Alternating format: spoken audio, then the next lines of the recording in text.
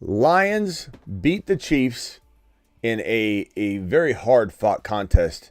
And there's a lot of questions walking out of this one, from the Kansas City wide receiver room to the workload divide in Detroit, which seems to have a lot of people up in arms calling for Gibbs' demise already. And if you watch the game, Gibbs looked phenomenal. It's just a matter of touches, which they said we're going to ease him in. And, we would have loved to have got a touchdown. He almost scored. He fell down. He would have scored a touchdown. If anybody didn't watch the game, I guess they don't know. Or they're double downing. They're double down Donnie.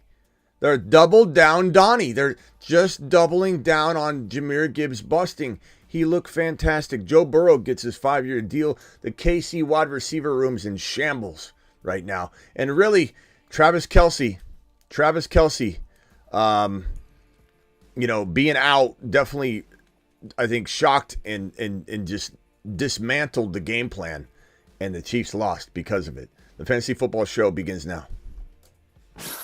Live from the FantasyFootballShow.com studios. It's the Fantasy Football Show. Live! Monday through Friday, 8 p.m. Eastern. Smitty is also live whenever news breaks. From the FantasyFootballShow.com news desk, here is your breaking news. So we have, again, the Joe Burrow news. I just want to make sure everybody's aware that Joe Burrow has become the highest paid player in the National Football League, inking his monster. Here's his deal. His monster 5-year, $275 million extension that includes $219 million in guaranteed money. Unbelievable. Joe Burrow, we salute you. Mashed potatoes! Joseph Cigar, Smoking Burrow, appreciate you, Joseph. Thank you for all that you do, and can't wait to watch you ball out this week. So, a lot of good and bad. Happened tonight. More bad than good. I mean, first of all, Thursday night games are so hard to trust. This kind of brings me back to the whole, I don't know that it matters. I don't know that it matters if it's the beginning of the year. Thursday night games are just so disappointing, just across the board. But, you can't sit big guns. Mahomes, still ended up having a decent day, obviously. But the wide receiver room in KC was in shambles. And Kadarius Tony is pretty much dead to all of us after one game. We always say don't overreact. Don't be an overreacting Oscar. But Kadarius Tony was so bad that I wouldn't be surprised if this team was like, he's no longer in the lineup. Or we'll cut him. Let's just cut him. I would cut him. I mean, Kadarius Tony was a disaster. Absolute disaster. Horrible. Dropped the ball all night long, and he continued to let it get to him. And sometimes, people have some bad games, and sometimes you'll just continue to have a bad game and just gets more, you get more nervous, you start dropping the football. He dropped everything. If Kadarius Tony would have caught that final pass in that fourth quarter, that last drive, it would have all would have been forgiven. You know, when somebody fumbles the ball away, they almost blow the game, then they score at the end, and everyone pats them on that would have been probably what had happened. We probably walk out a little confused. Okay, maybe Tony's gonna get his feet back under him. No, Kadarius Tony crapped the bed. He crapped the bed, and he is a high risk, high reward play. This is. I mean, thank God we removed him from this list. The Moon Men, dropping loads in outer space. And you know what? This is early to toss a guy that we do like. A guy that we do like onto the Planet Uranus Men list, but it's time to throw him straight on. We don't mince words here, and we're going to go ahead and throw him on here. And off he goes to the planet known as Uranus. Let me find my Kadarius Tony graphic so I can throw it on here. I don't even know if I have one here to throw on. I might have to look for it later. We're just gonna put text on here and put Kadarius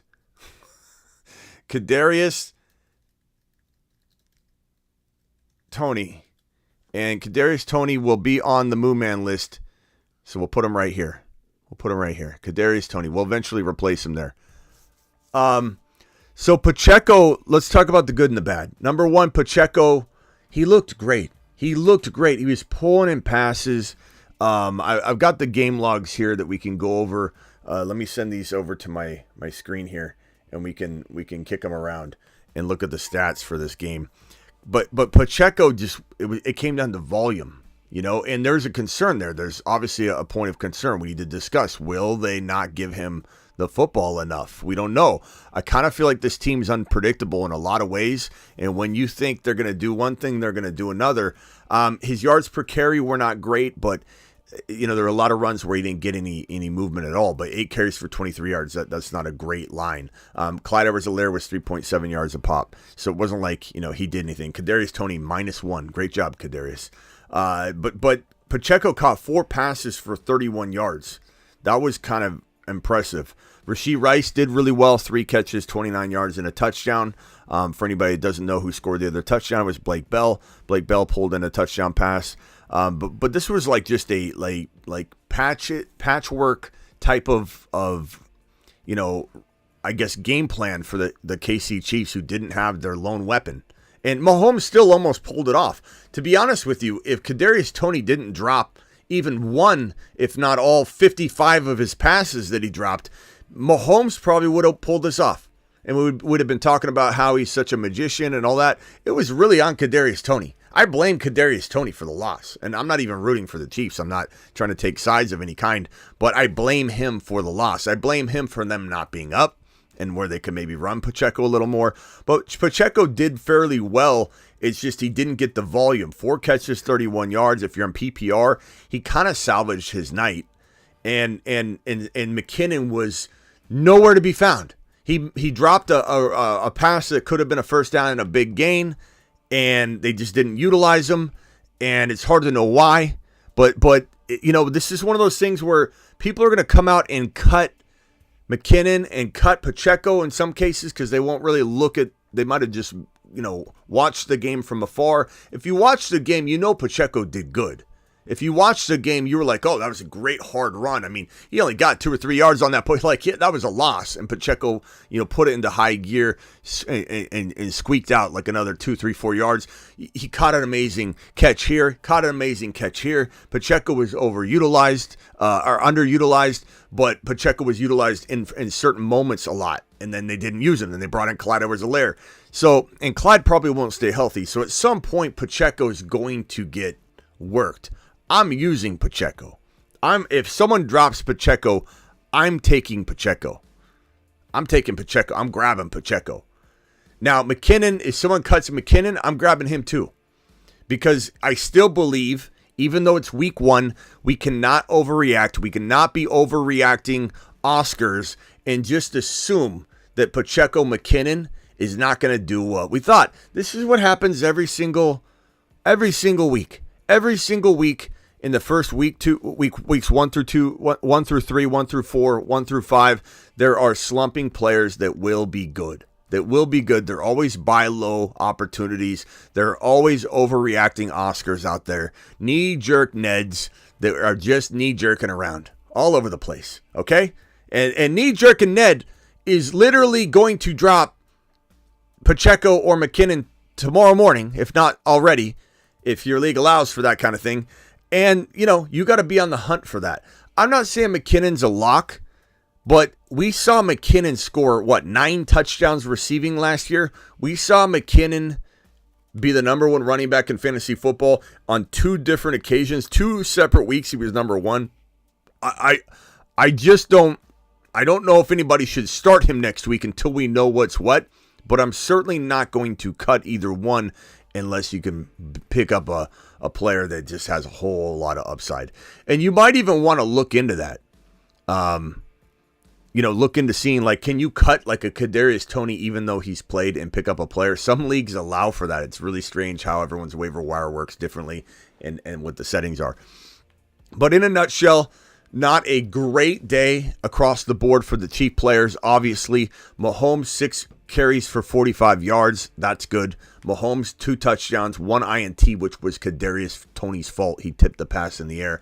Sky Moore did nothing. Scantling had 48 yards.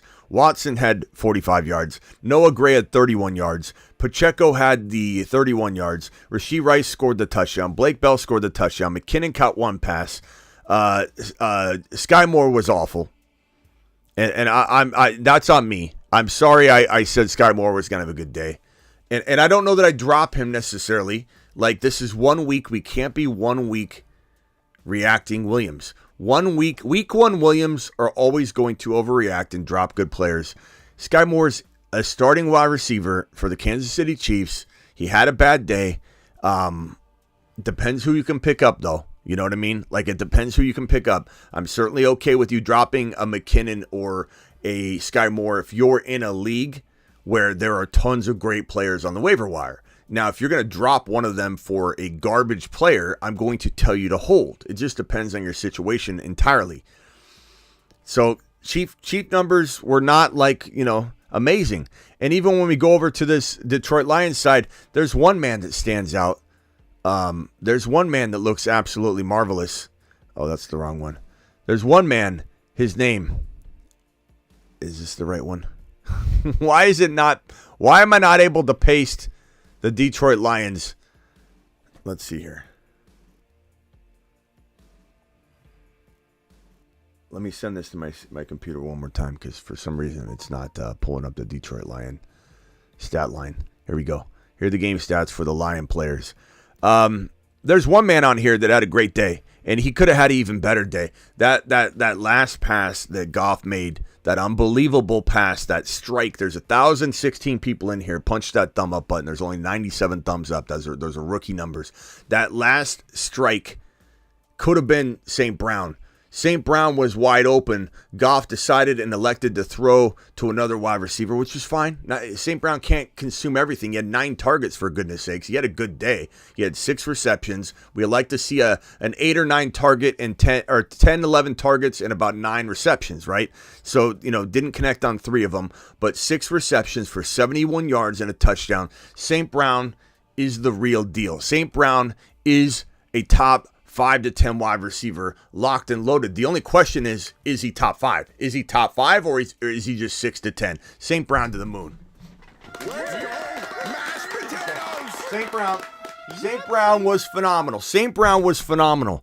But that was like the only thing that was amazing on that side of the football in terms of the end result, the numbers, and the box score. Jahmyr Gibbs looked good. Monty was good too. Monty was good. 74 yards, touchdown. Monty was effective. Monty was very effective. 3.5 yards per carry, not great, but it was tough sledding. There were a lot of tough runs. Even if Jahmyr Gibbs, who popped off 6 yards a carry on 7 carries, even if he had got a lot of those between the tackle runs that Monty received, Gibbs' yards per carry would have been down. So let's be fair to Monty and say that those were tough runs. Those were congested lanes. It wasn't like Jahmyr Gibbs would have ripped off those runs any better. In some ways, I will admit here that Monty is perfect for some of those runs where he needs to kind of slip through a gap, use his strength. He's got experience that Gibbs doesn't have yet to get an extra 1.5 yards to get a first down. So Gibbs is fine. Gibbs' low yards per carry are fine. 74 yards and a touchdown.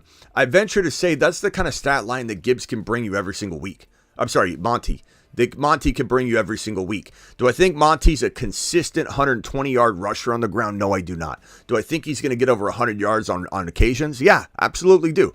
Do I think he's more of a 80 to 90-yard running back with a strong shot at a touchdown? Maybe give him 11, 12 touchdowns on the year?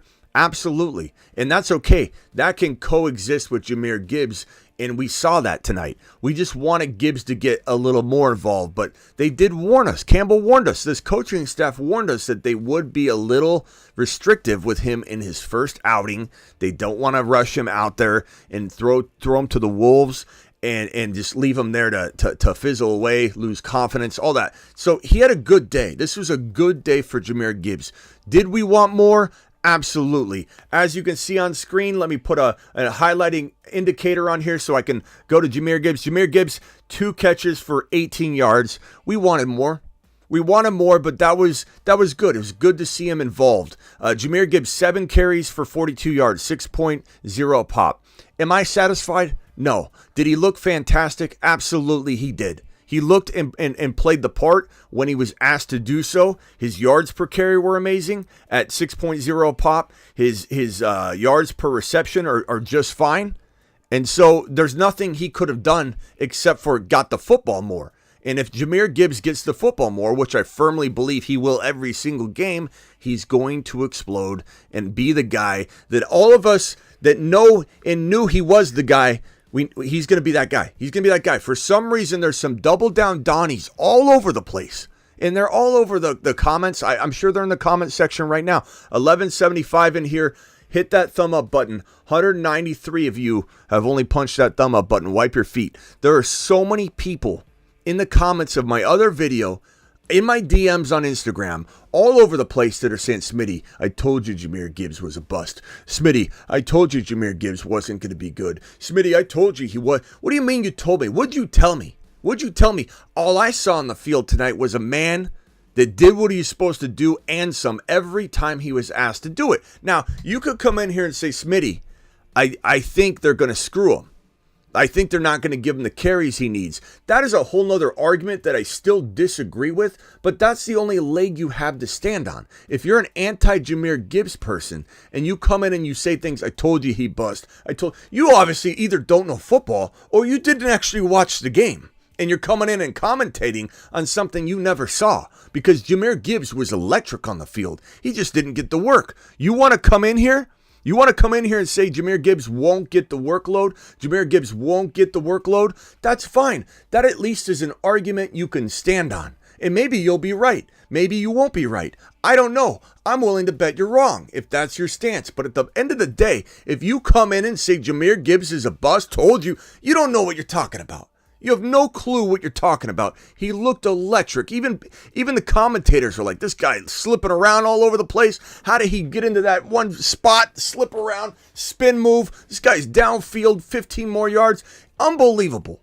Jahmyr Gibbs looked absolutely electric, slippery, and hard to tackle. And he looked bigger than any of us expected, I think. Even me. He looked so much bigger on the field than he's been portrayed to be. Oh, he's 199 pounds, soaking wet. Well, let me tell you something. He looked as big as Kamara on the field, and we have no problems with the size of Alvin Kamara. He looked and played that Alvin Kamara role. He looked slippery like Alvin Kamara. He looked electric like Alvin Kamara. He looked as capable in the receiving game as the running game as Alvin Kamara. There's a lot of good takeaways from this Jahmyr Gibbs outing in week one. There's a lot of negatives too. There's a lot of, hey, why didn't he get the football? The only argument an anti-Gibbs person can actually stand on is that he didn't get the workload. Will that change? Will they continue to frustrate us and take him off the field? Because I'm not going to lie, it was frustrating to see him get a carry and then they immediately call him to the sideline like he doesn't know the playbook or something. Like, come over here, we'll talk to you on the sideline. He'd run off the field. You're like, what are you doing? He just got a carry. And then they sent him back on the field about 3 plays later. Not a good spacing, not an equal divide yet, week one, but he warned us about that. We were warned about that. We're told it's going to be potentially a limited situation for him, and he did very well. He stepped up, but could they extend this into week 2, week 3, week 4? It's possible. Again, that's where somebody that says I'm anti-Gibbs has at least an argument. I don't believe they will. They took this man in the top 12. They were ecstatic when they drafted him, and he's been electric in the preseason and the entire offseason in scrimmages and practice, getting all kinds of usage all over the field. The coaching staff and coordinator talking about how they're going to use him all over and use him in ways that people aren't expecting. Nothing but positive reviews and endorsements by the coaching staff and the team the entire offseason. The entire offseason, from the moment that they drafted this man and did grown man bear hugs, picking each other up and spinning each other around and doing karate in the garage and scooting the bunk beds together and having a day and just celebrating this man, that they drafted this man to be their starter. Ever since that moment until this very moment right here, nothing but glory. Positive reviews, Gibbs to the moon reviews, and it's so crazy to me that there's so many negative people. Now, let's talk about Laporta. 5 catches, 39 yards. That's a pretty good rookie tight end outing, I must tell you. St. Brown, 6 catches for 71 yards and a touchdown. Could have been a bigger day. And like I said, that last play where Goff really kind of sealed the deal and completed that very tough, last chance throw. St. Brown was wide open, and so he could have had maybe a 90 or 100-yard game at that point. So it is what it is. Woulda, shoulda, coulda. Monty looked really good. Goff did okay, 253 and 1. But for the most part, this was a Thursday night game, ladies and gentlemen. This is what Thursday night games do to us. They get us excited. We think that they're all going to defy the Thursday night curse. Somehow, some way, Thursday night gets a hold of us. My oopsies tonight, I certainly thought that the KC Chief wide receiver room would do better. With Kelsey out, I think it was logical, but I misfired on that. I admit that. I'll take a lap on that. And also thinking the running game would be more effective, that they would lean on the run with Kelsey out. The logic was there. It felt logical. I can't believe it didn't happen, to be honest with you. But at the same time, this is the Chiefs. They do this kind of thing. And maybe it's a reminder to us that we can't ever count on consistency beyond Mahomes and Kelsey. Although if the value's there, I mean, we could scoop up the value, right? If they get cut, but we have to be a little skeptical that there's going to be consistency, because that's just the MO for the Kansas City Chiefs right now. Spread the ball around.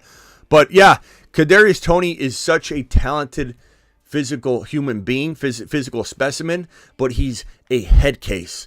And I went against my better judgment, because you know me. When he was in New York, I was his biggest critic, and I said that he's a mess. He got in a fist fight with his he got in a fist fight at the end of the game after headbutting his coach, after dropping and just being an absolute disaster on the sideline. He landed on his arms. It looked like he almost broke his arms. This is all in one game. And I remember coming out of that game and I said, this guy's not going to make it. And what did I do? I turned on my own initial thought, and this offseason I got a little excited about him. That's on me. I'm taking my early L right now on Kadarius Tony, thinking that I'm not taking a full L on this running game. I think Pacheco McKinnon's going to be very good in this on the season. But I'm taking an early L on thinking I can predict this Kansas City Chief wide receiver room. So for that, I'm going to take a lap for all of you.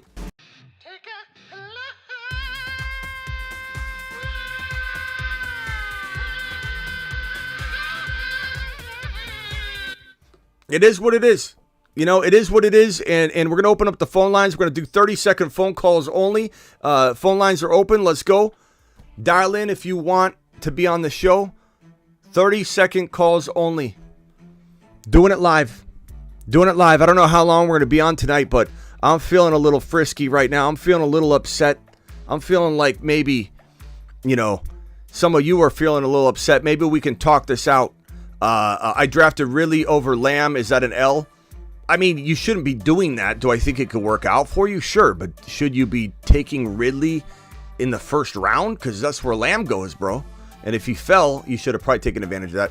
But I don't think that was a total L, in terms of how it will end up. But certainly not the best thing to do there. Okay, 30 seconds only, guys. No exceptions whatsoever. I don't care who you are. I don't care what you say. We're going over to, let's see. We're going over to Okafor. You've got 30 seconds, bro. Nice. So with Tony, I say that maybe it might be a little too soon to react to Tony, even though I really did have high hopes about him in the beginning, because he was out like most of the later half of the offseason with his injury. So maybe it was just rough, hopefully. So let me get this straight. You're out on Jahmyr Gibbs, and don't act like you didn't say this earlier on the other stream. And off he goes. This Gibbs is cooked. Gibbs is cooked. You wrote Gibbs is cooked at halftime, and I've got it right here. Let me paste it on screen. You wrote Gibbs is cooked. Hold on. I got to grab it again. And off he goes to the planet known as Uranus. Here's his comment. Gibbs is cooked. You wrote this at halftime, and you're giving Kadarius Tony another chance? Explain your logic. I'm going to give you more time because I feel like you need to explain to the world what in the hell you're talking about. Since you don't like, you want me to be more serious with things without beating around the bush, then I thought I'd start with Tony first, just because I guess you already heard my Jahmyr Gibbs thoughts. My Jahmyr Gibbs thoughts and the Tony stuff was new. But with Gibbs, thoughts on Gibbs is that I don't think you could say that you should have zero worries about Gibbs. Like, there is a little something. What's your worry? What's your worry? What's your worry? It takes two data points to make a trend, but it's looking like he's going to be a little more than like a change of pace, or maybe based off of game flow. But my thing was, David Montgomery doesn't stink. He's good enough to get the carries, and he has the size as well. And Gibbs did look explosive. My issue was never with Gibbs' talent.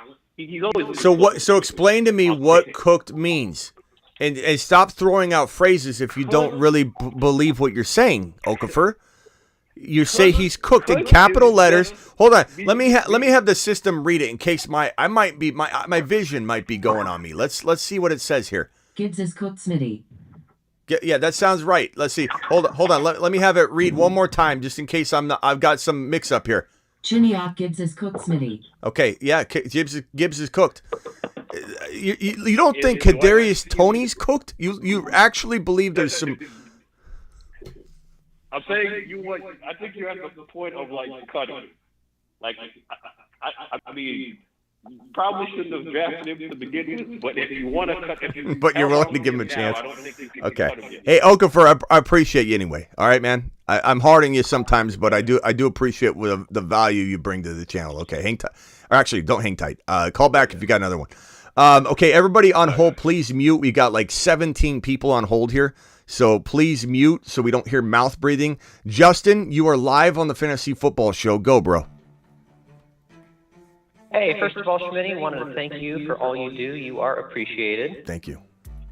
Second, would you trade Saquon for Olave and Javonte? Saquon. Oh, I didn't even hit the timer. Saquon for Olave and who? Javonte. Saquon for Olave and Javonte. Give me Olave and Javonte all day long. But is that something I could regret later? I can at least admit that. Like, Saquon could have a top 5 running back season. And what if Javonte goes out there and they just start not giving him carries or something like that? Like, it's certainly possible. But Olave, to me, is like a 15 to 18 overall player. And Barkley's that 12, 13 turn player. So it all comes down to Javonte. You know, if Javonte can be what I believe he can be, and they're going to give him a ton of work, I think it could be absolutely a great trade for you if you're in need of like some sort of move. Justin, thank you. I appreciate you. Call back if you got another one. This one's going over to Corey. Corey, you have 30 seconds. Okay, this is my rant about Tony, which I've had for quite a long time. Is Tony showed up again tonight. What Tony is, he's a big play guy, but he showed he can't catch the ball all the time. He's overrated. Yeah, he did. You can't count on him. You can't count on him every week. I just can't believe. Okay, time's up. Good one. Time's up. Good job. Time's up. Call back if you got another one. He's right. He's right. You can't count on him. That's for sure. He showed he can't make catches. That's correct. I saw that all night long. Look, I've taken my L on even believing Tony had a shot. I'm more so mad at myself because I'm on record being so critical of him the year prior, and I just flipped. I flipped because it was KC. I flipped because they went after him. I flipped because Veach knows so much about scouting and talent, and he's so good at finding it. Veach is so good in KC. He knows what he's doing. And so when he said he thinks this could be one of the better wide receivers in the league, I bought into it. I'm not ready to necessarily cut him. It depends on the scenario. Who's out there? But certainly feel disappointed. Tony, random Tony, you got 30 seconds. Go. All right, so what this Lions feels like to me is like last year's Swift and Jamal Williams. Like, and I mean that in a good way. Like, Gibbs is a stud, but I just hope Gibson Campbell, just gives him some more touches. What do you think about that? Just because I think everybody's got post-traumatic stress, disorder here from this previous, pecking order that they had last year. And so I think that everybody's trying to tie it to that. I don't think that's the case. I think they didn't like Swift at all. They wanted to get rid of him, obviously. They love Jahmyr Gibbs. Campbell, everybody told us that this was going to be a potential game where he's not thrown to the wolves, and that's what we exactly saw. So I don't know that any of us should be shocked. I think given the fact that he did super well with what he was given, I mean, again, I'll pull the Lions stat line on here again. I mean, he was efficient. 7 carries for 42 yards, 6 yards a carry. Monty did his work in between the tackles. I don't think Gibbs is going to take away necessarily from Monty's work that he did tonight. I think they're going to come away saying, Monty, you did your job. Amazing job getting that extra yard or two. And they're going to go to Gibbs saying, you're the guy that's going to rip off the 10, 15-yard runs. The comparison between the two, I understand it because I do believe that they want to use two backs. That part I agree with, but I think the way they used the two backs last year was not in a way that feels the same at all. So I agree with you, but in a positive way, sure. And Monty's needed. We don't want Gibbs getting all those carries Monty got up the gut. Exactly. We just don't like Gibbs going off the field after one touch. It was like they gave him, okay, you're going to get an attempt. It was like when they rotate kids off the bench in Little League or something when you just got to give them playing time. That's what it felt like they were doing with Gibbs. And when they put him on, he hit a home run. Then they take him off the field again. So we just want to see him stay on the field. And honestly, they should both be on the field at the same time. Like, they don't have Jamison Williams. What are they even doing taking Jahmyr Gibbs off the field? He should be playing slot wide receiver like they've been practicing. So, good call. Appreciate you. This is Tony, Random Tony. Call back if you got another one. Appreciate it. Your time's up. Let me go over to Ron Navy. Ron Navy, you got 30 seconds, pal. Just like the rest of them. Hey, bro. What's up? I wouldn't give yourself elaboration on Tony. We all know the offense looks totally different when Kelsey's in there. So give it a few weeks. Don't give up on Tony. I wouldn't take the lap on Tony. Gibbs looked phenomenal for what he did. Underdog had him at 7.5 for the over for touches. He got 7. So, I mean, he looked – I didn't like it when they ran him up the middle. The middle's not him, but when he got to the outside, he was phenomenal. It's funny because like every one of us has bias. I have bias. But I think I do better than probably 90% of the fantasy football population at taking bias out because I literally have done this for so long that I figure out a way to like sift through what is the most likely thing to need to change directions on. But I'm still human. Like, I'm still human, and I do think that, like, before the game, people are like, do you like Gibbs or so-and-so? And my reaction was, Gibbs, what are you talking about? And I can reflect back on that and say that, there was a moment to pause and say, okay, week 1, just like I'm pausing, I think, in a very, very smart and logical way on Breece Hall in week 1, there was a reason to maybe hesitate more. I still would have said Gibbs in almost 90% of the questions that came my way, but I will say that I disregarded a lot of questions and said, come on, you're throwing Gibbs in there when maybe it was Javonte and Gibbs, and Javonte might outscore him now. So on that note, I will also take a lap on that. Look, we all have oopsies. I'm manning up to mine, but by no means do I feel like Gibbs failed me. I think maybe we failed ourselves in if we were expecting the world when the head coach told us, don't expect the world in week 1. And we're like, ignore him. Gibbs will shine through. And he did really well. But, it just goes to show that not everything pops off right away. And I think what's really important to note that Breece Hall didn't get any work really, significant work until week 4. And Breece Hall from week 4 to week 17 would have been the number 1 or number 2 running back, even without any work really in weeks 1, 2, and 3. So we need to remember that Jahmyr Gibbs, he did enough to actually pad his stats enough to stay afloat. But if he just does what he did for 2 more weeks and then comes out balling in week 4, he could still be a top 5 overall fantasy football PPR running back. But it is what it is. Ron, Navy, appreciate you. Call back if you have another one. We're going to cycle through the 30-second callers. So if you have another one, you can jump right back in line. Appreciate you. All right. Thanks. Yeah. Ron Navy, prayers up for Ron Navy. GR, I don't know who that is. I don't know if you know that that's what I titled you in here, but GR, you're live. 30 seconds, bro. Yes, thanks for.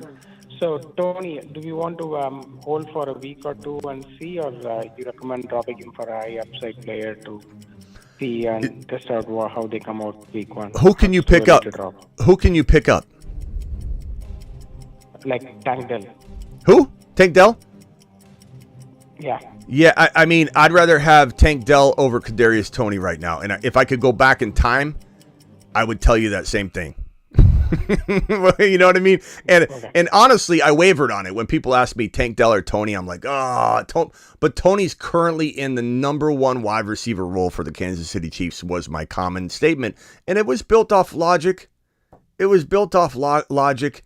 And here's a comment here by Info. Gibbs equals steamy pile of poo with flies buzzing around it. Monty equals a man amongst children, a running back god, says Info Zips. Hey, Info, hold on 1 second.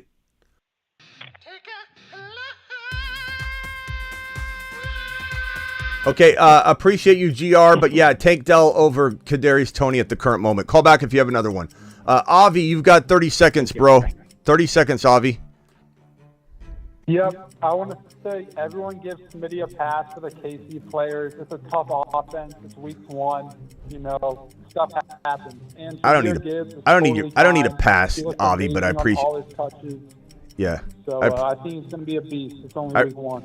I appreciate you going to bat for me, Avi, but I don't need a pass for. Look, we're going to miss stuff all the time. No, but I appreciate it. I appreciate the hall pass there, Avi. It's tough. KC's a tough offense. So. Gibbs is gonna be fun. All right, Avi, call back for you another one. 30 seconds up. Appreciate you.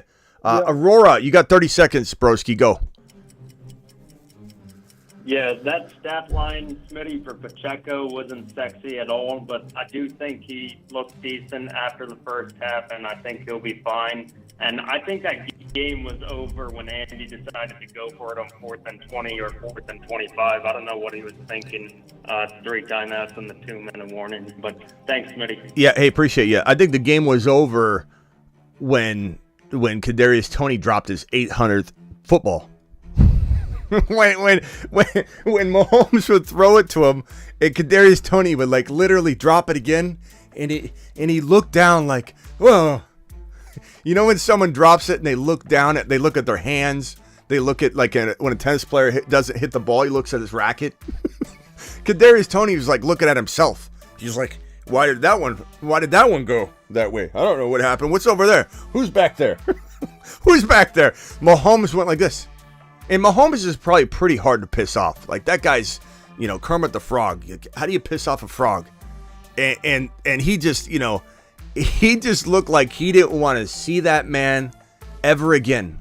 I don't blame Patrick Mahomes for going to Andy Reid and saying, get him off the team.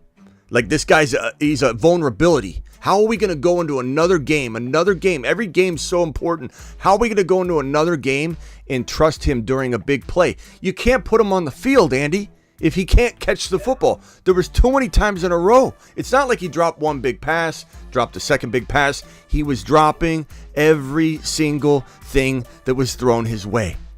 Aurora, appreciate you, Aurora. Did you already went, Aurora, right? All right. Yeah, okay. Ryan, you got 30 seconds.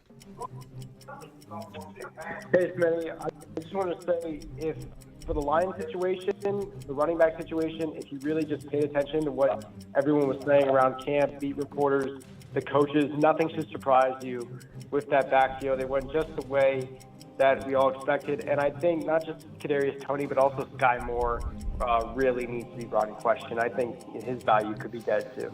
Yeah, I'm not going to lie to you. Like, you know, I always tell people not to be an overreacting Roger, and I think that's important here, but I do feel like Sky Moore didn't show me anything that made me think that he's got the ability yet.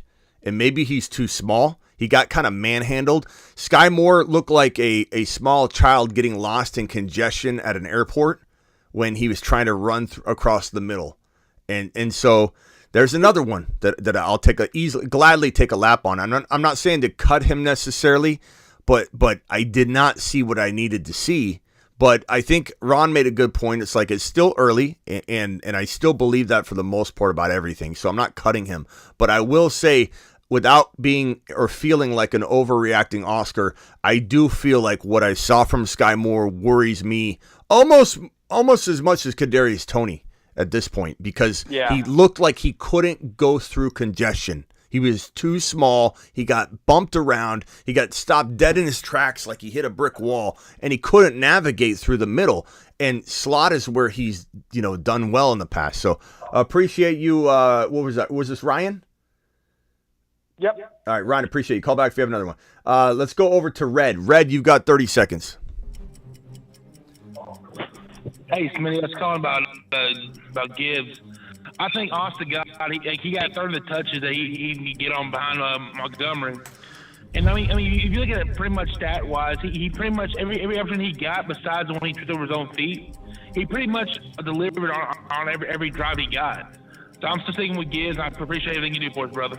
Yeah, hey, bro, Gibbs looked phenomenal, and it's just a matter. Like, can I tell you, like, even a couple DMs, I'm not going to out anybody because everyone's entitled to their opinion, and I don't care if somebody disagrees with me, and it's done respectfully, especially in this chat. But I had, like, one chat going and another chat going on Instagram, and in both of them, there was somebody that was like, told you Gibbs is a bust. Like, he's going to be I'm like, what are you talking about?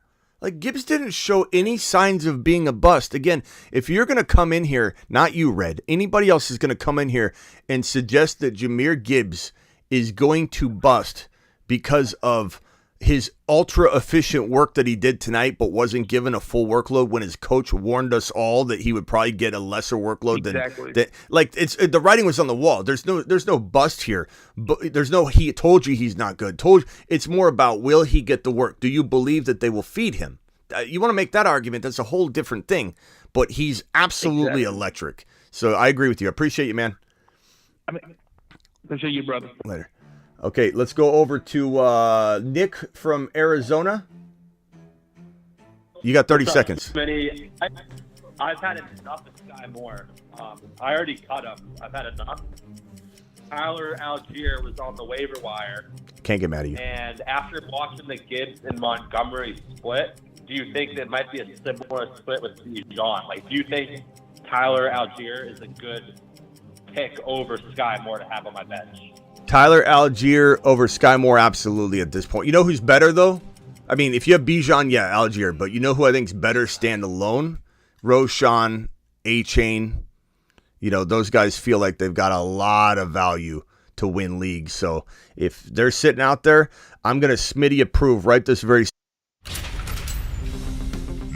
I'm going to Smitty approve going and getting Roshan, going and getting A-Chain over Sky Moore or Kadarius Tony. Like, I'm all about not overreacting, but those players need to be grabbed right now. And if you can, in some leagues, if you can drop one of them, like Kadarius Tony or Sky Moore, in some leagues you can. It's depends how it's set up.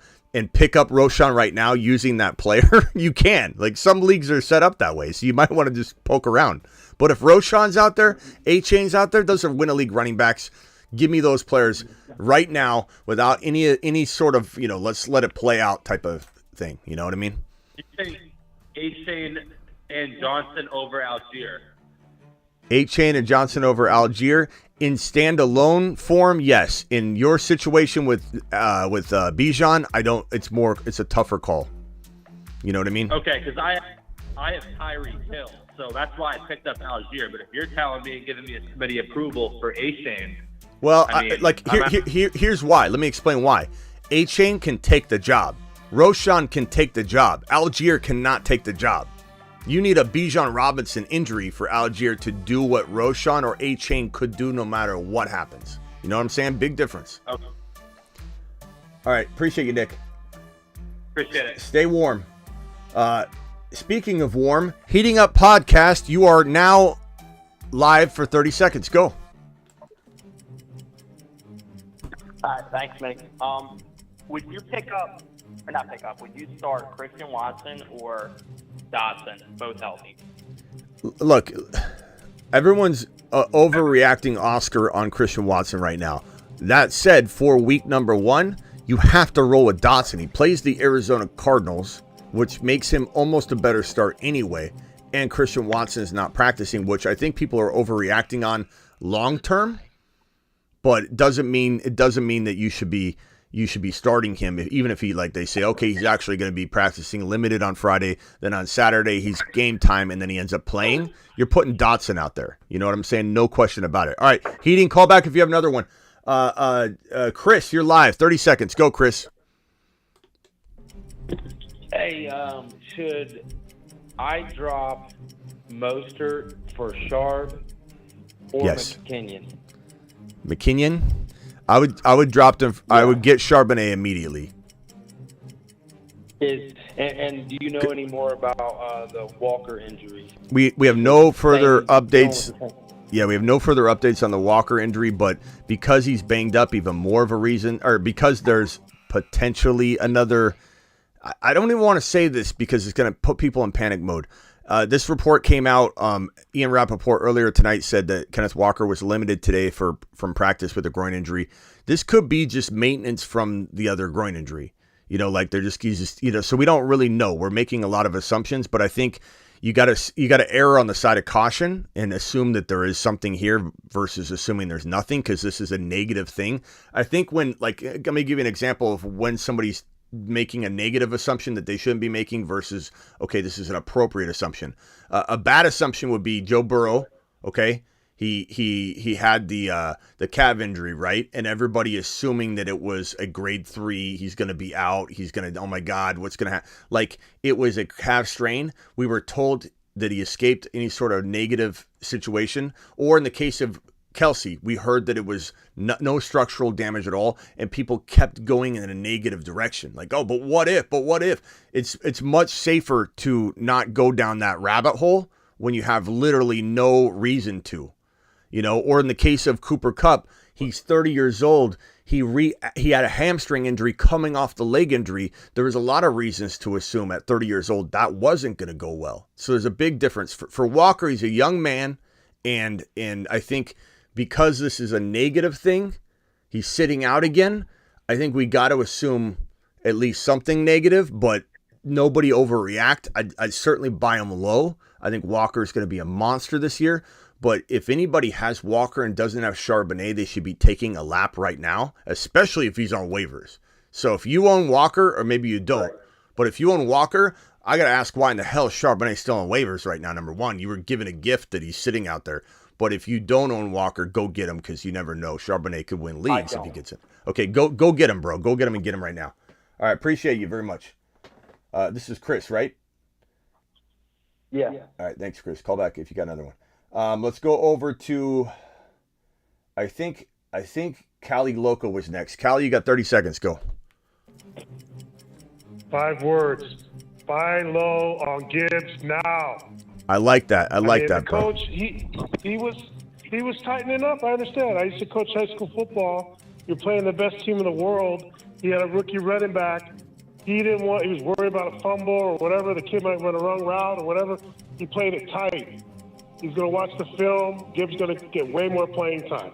Yeah. Second comment is the KC receivers, front runner Freddy's. Yeah, front runner Freddy's. Bully, you know, they're used to running in the hall with Kelsey. He wasn't at school that day, and they got exposed. But, you know, I think they would do a lot better when the big guy's walking down the hall. Don't give up on him just yet. Yeah. All right, man. As far as Tony, thank you. Thanks. Appreciate you, Kelly. Okay, let's head over to Gabe from Houston. You got 30 seconds. Just found out that Chris is in my league, and he called me, so I'm compromised now. Oh. Like McCaffrey. So Yeah, Gibbs looks like McCaffrey, so don't freak out. And then this just shows you why they should have went and got D-Hop, the Chiefs, because look what happens when you don't have a number one receiver. Yep. Hall of Fame tight ends on the bench. So Bro. Yeah, bro. And I was even saying that, even though I wanted Kadarius Tony to get his shot, even on my live stream, I'm like, if it was me, I would go get if I was the Kansas City Chiefs, I would go get DeAndre Hopkins. It only makes sense, and they didn't do it, which was stupid. Yeah. Just plain stupid. All right. But that's what they get for trying to use mid receivers and try to think they're going to be another Super Bowl team. Like, you need your weapons. So well, they still could be though, because Mahomes is that good. But look, because Kelsey wasn't out there. We can't forget Kelsey wasn't out there. Like, they would probably have looked amazing tonight with Kelsey. So let's back off of that a little bit. Hey, but I hear what you're saying. Chris, he can't call you anymore because he's on my league, and he doesn't need to get to you. I was there first. You guys are fine. You guys are fine. But just call in together and argue or something. Or better yet, I can make a trade between you guys. Give me your rosters. We'll come up with a trade, and we'll let the chat vote on whether it's fair or not. All right, later. Appreciate you, Gabe. Sure. All right, later. Let's go over to Rock Out. Marsman, Rock Out. You got 30 seconds, pal. Well, McKinnon not the best start. Nope. But if Kenneth Walker is hurt, would you switch out Javonte for him? Over who though? Who would you put in? I would switch Javonte and Kenneth Walker. Yeah, but who else you got? Like, give me the option. Because obviously, if he's hurt. Right now I got Javonte in my flex, but I also got I could put McLaurin or Ayuk at the flex that I have Javonte in, or Charbonnet. I mean, I think I'd probably go Javonte and Charbonnet out of that combination of players if Walker doesn't go. If Walker goes, you got to play Walker. You wouldn't try to test out McLaurin against the Cardinals, even though he's hurt? Over Javonte, I don't know. Like, after tonight, man, who knows what's up and what's down. Like, this is crazy. I mean, McLaurin's banged up, so and I don't think he's like healthy. I don't think he may play, but he could also go out there. I don't know if you remember when McLaurin injured it during the preseason. He planted, and he got so frustrated. He like went to the sidelines and I think he threw his gloves or he threw something. I forget what he threw. But when you throw something, when you're frustrated, that means that something came back, like it's reoccurring. You know, you usually don't like when you cut and go, oh, what was that? And just throw something like, oh, I got a toe injury and I know it. You're usually like, what in the hell? Like, this thing is coming. Like, when I tear my calf, I've torn my calf multiple times. When I tear it, I'm so upset when it happens again that I literally, whatever I'm holding, I just want to chuck it at a wall and go, again, what in the hell is going on here? So that's what that felt like. I'm not messing with that. Give me Javonte. And unlike Gibbs and Campbell and what they've said about Gibbs getting limited usage, they told us, they warned us, but he still was effective and great. And I didn't want to miss out on starting him too. Like, I'll be honest, some part of me was like, I'll live and die by it in week 1, I suppose, because if I don't play him and he breaks off an 80-yard touchdown, I'm going to want to bang my head against the wall over and over again. So I wasn't, no matter what Campbell said, I wasn't putting him on the bench. Like, let's just be real. Like, that's just me being honest. But Javonte, unlike that, Sean Payton said, I'm giving him a heavy workload. So I'm putting Javonte in. All right, Rock Out. Appreciate you, man. Jumping to the next call. Okay. Jet, 30 seconds.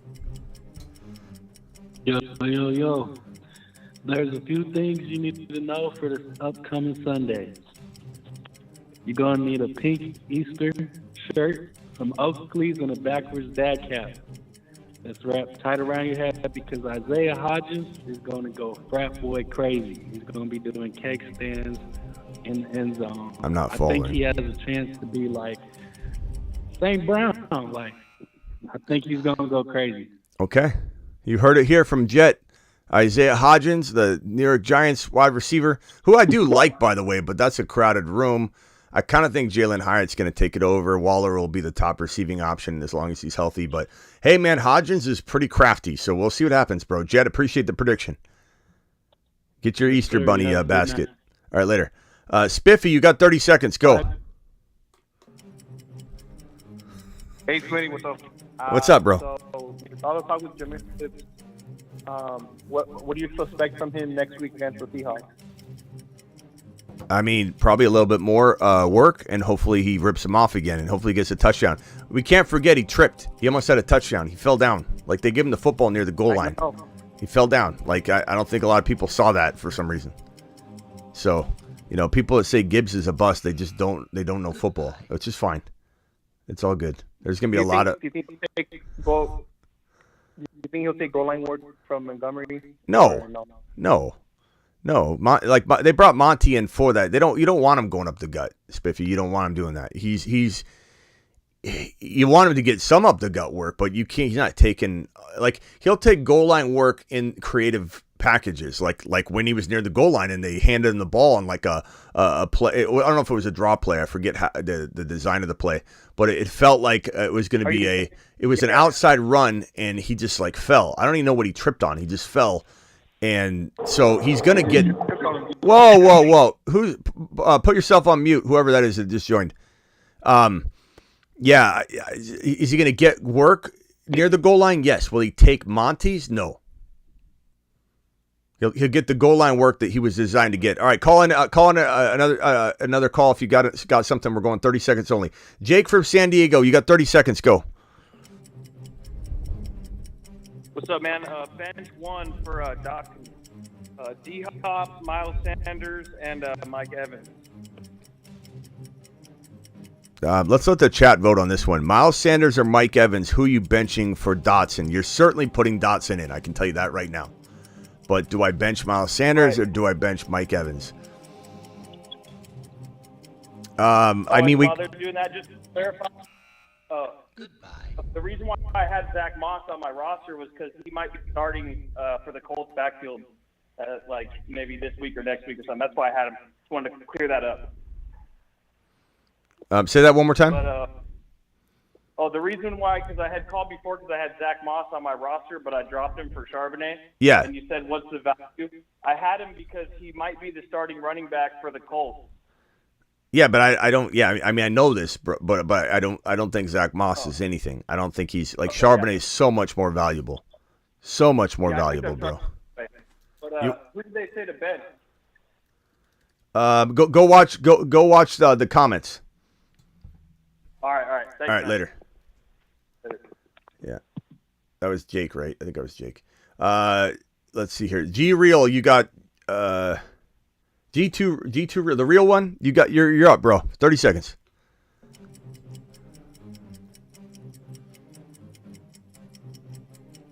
G2 real one. You got 20 seconds.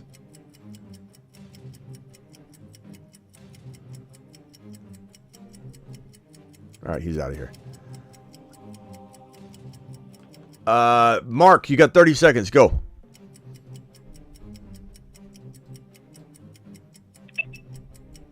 Yo, what's up, Smitty? You got 20 seconds. Gibbs next week, or well, who are your options? I'm going to be more open-minded to the question versus shutting it down like I did earlier. But at the same time, it's like, are you really going to sit Gibbs? Are you really he looks so good tonight? Are you really going to who do you better have some amazing options. I got Javonte, Charbonnet, Brees Hall, and Kamara on the waiting. We'll have to see, bro. We can't plan that far in advance. You know what I'm saying? So we gotta wait and see. Gotcha. We gotta wait and see. Brees Hall, we gotta see how Brees Hall looks. We're trying to talk about week 2 when Brees Hall hasn't even gone yet. Javonte hasn't gone yet. Come on. You know what I mean? But we'll find out. We'll take it play by ear. All right, appreciate you. Donnie Bravo, 30 seconds. Go.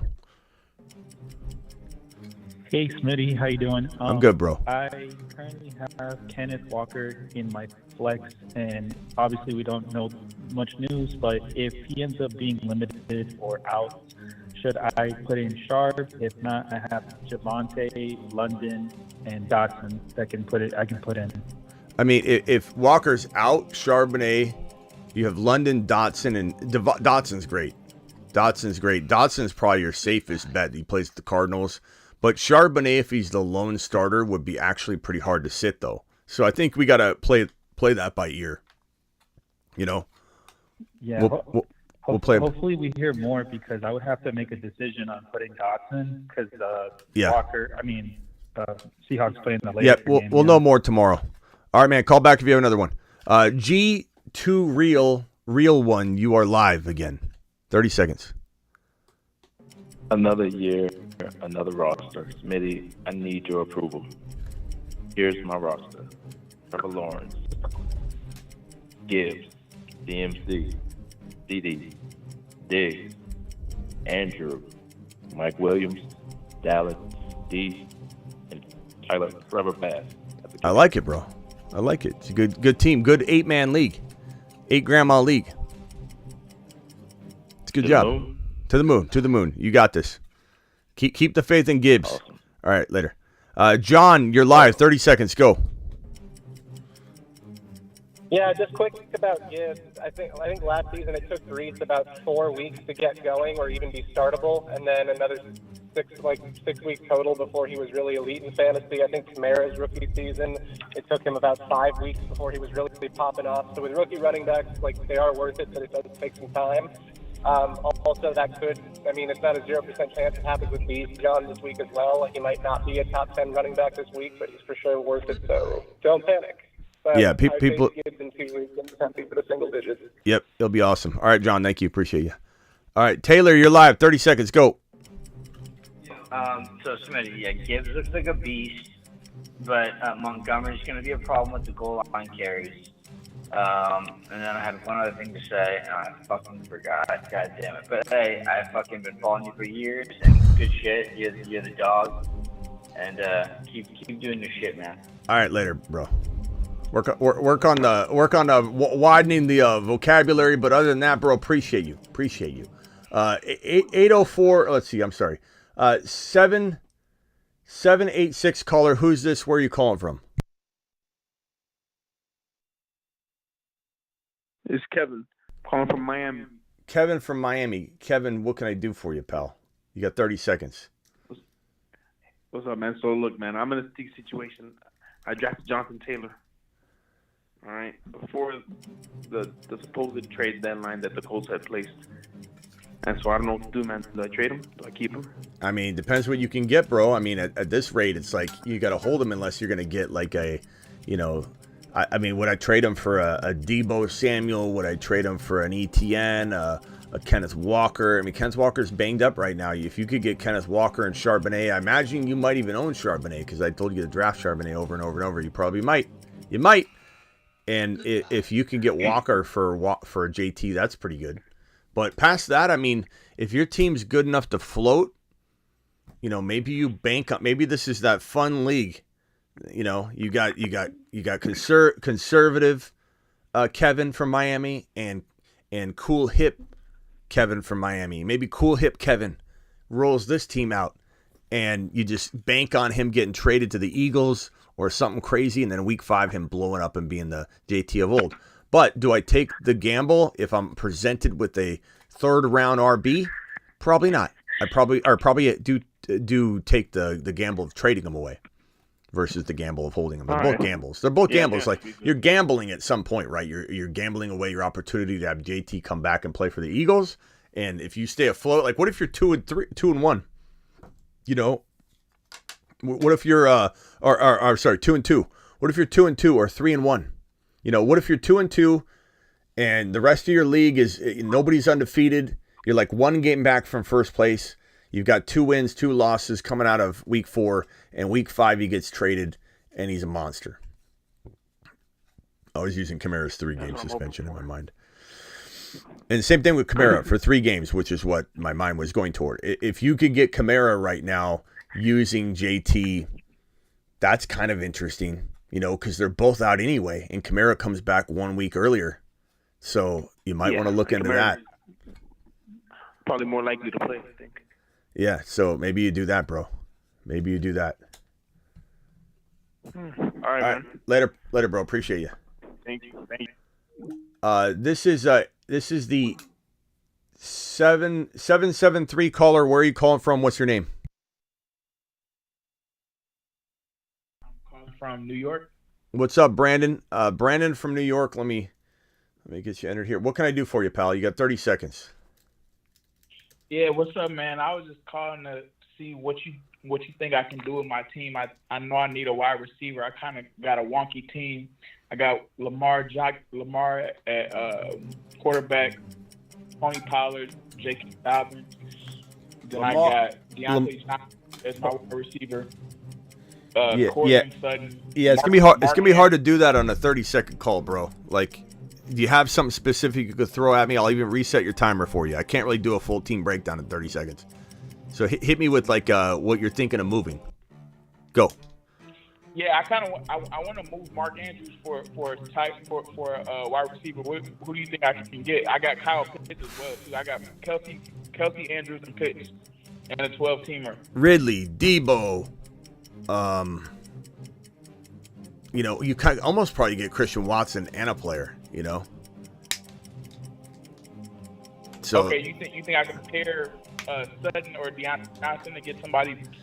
Yeah, do a little combo thing and get a guy like Ridley. That'd be really good. You could also wait until after week 1 because look how practically free Pacheco is going to be.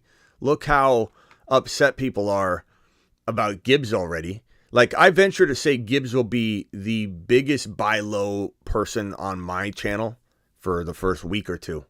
It's going to be all by Jahmyr Gibbs, and we're going to get a lot of, Monday morning, Morgans. They're going to come in here and say, you're doubling down on Gibbs, I see. Yeah, I am. In a good way. I'm not a double down Donnie. We're doubling down because we know what, value he has. But anyway. But yeah, go get I get Debo straight up, bro. Yeah, for sure. I don't want to take up too much time. I know I got a wonky team. Kelsey fell to me at the 110. Andrews fell to me at the 4th round, and then Pitts fell to me at the 8th. So yeah. But I time, man. All right, bro. Appreciate you. All right, I wanted to open up the phone lines for a bit, guys, and thank you. Appreciate you calling in. Calling in another time, bro. All right, I'm going to do these super chats because these are sitting here. So I appreciate everybody who dropped a super chat. Let me go ahead and drop all these on screen in order in which they received. I got a $20 hauler from Wave, which I'm going to do a standing ovation for. Give me 1 second, Wave. I want to put you in the corner. Appreciate that, broski. You are the man. We've got Big Rod dropping his super chat on screen. Appreciate that. Grant dropping a super chat on screen. AB dropping a super chat on screen. Thank you, AB. Let me turn back on the notifications for super chats. I'm so sorry I haven't got to these yet. I did want to give the phone calls a little bit of a chance here tonight instead of just going straight into super chats. So AWOL, appreciate you. Fonz,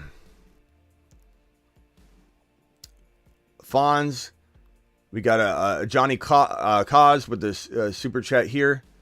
Thank you. I got another $20 super chat here from Professor Stroke. Wave and Professor Stroke, you're still both here, correct? I want to make sure you guys get your question answered. Navy veteran, appreciate you. You and your service, my guy. We got Thomas Reese with a super chat. We've got Giovanni with a super chat. We've got Marcos with a super chat. Marcos, appreciate you, my man. We got, who is this? Obvious Lyndon, thank you for your super chat. That boy dropping a super chat. Thank you, that boy, for dropping that. We got another, we got a Sun God comment from, looks like Alex. Alex, thank you for your super chat. I think I got all of them on screen. So let me handle Professor Strokes and Waves. I want to make sure both those guys are here right now. So if you're both here, please let me know, gentlemen. And I will throw Corey's super chat on here. And Garrett here, let's answer Garrett's take a lap super chat right away. Garrett says 1,000% double down Donnie on Jahmyr Gibbs, Smitty. Garrett, you're by yourself though. Like, read the room. Like, what are you talking about? Garrett, call in and explain it to me, Garrett. Fantasy explain me as to why we're 1,000% doubling down on what you just saw. You're the one double down Donnieing this, buddy. It's all you. You are Donnie. You are Donnie, Garrett. You're double down Garrett Morris Donnie because you're the one saying over and over that this guy's a bust. How is he a bust? Didn't you see with your own eyes what this man could do when he gets the football in his hand? 6 yards per carry. He looks phenomenal. They talked about him the whole time. Like, look at this kid. See how fast he is. He's literally ready to break a run the entire distance every time he touches the football. It's unbelievable. I mean, take a lap for sure.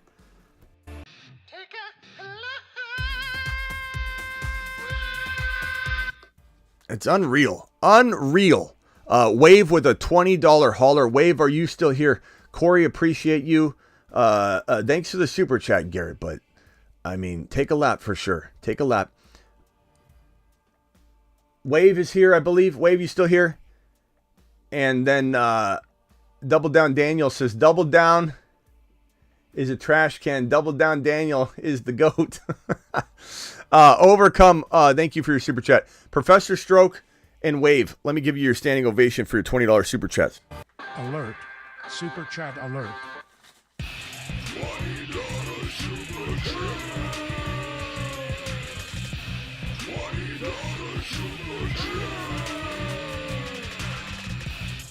Alert. That is for Wave, who says 12-man PPR, 5 bench defensive kicker, got T-Law, Jefferson, Olave, Deontay Johnson, Dotson, Flowers, Tank Dell. Running backs are Gibbs, Kenneth Walker, Swift, Warren, Bigsby. What moves can you make? So J.J. Olave's and Dotson's fantastic. Deontay Johnson, expendable. Okay, very expendable. Gibbs, Herbert, Swift, shaky running back 2, but it's fun. Swift and Herbert have value, but that would be your point of trying to turn this team around, I think.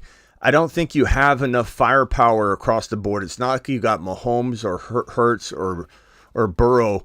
T-Law I love. He's like my number 5 or number 6. But this is not a team that I think is winning at all unless you make a good move. So, can you upgrade Herbert or Swift using Deontay? Right now, probably not. Your team is very, very, I need to wait and have both those guys deliver for you to come out and be able to make a trade. And then if you can't even do that, unfortunately, you got to divide and conquer Justin Jefferson into 2 players.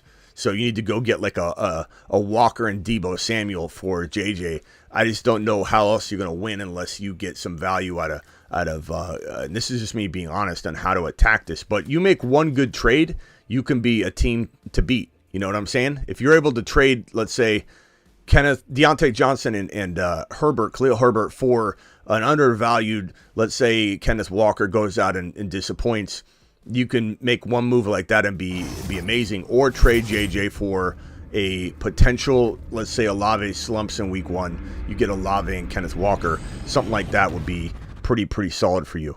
Thank you, Andrew, for the super chat. Thank you, Russell, for the $10 hauler. I'll come for your question in just 1 second. Thank you, Russell. Thank you, Andrew. And I think I'm caught up on at least dragging the super chats on the screen, and then we're going to go through them right now. Okay, so Russell, appreciate you. Professor Stroke with a $20 hauler. Alert. Super chat alert.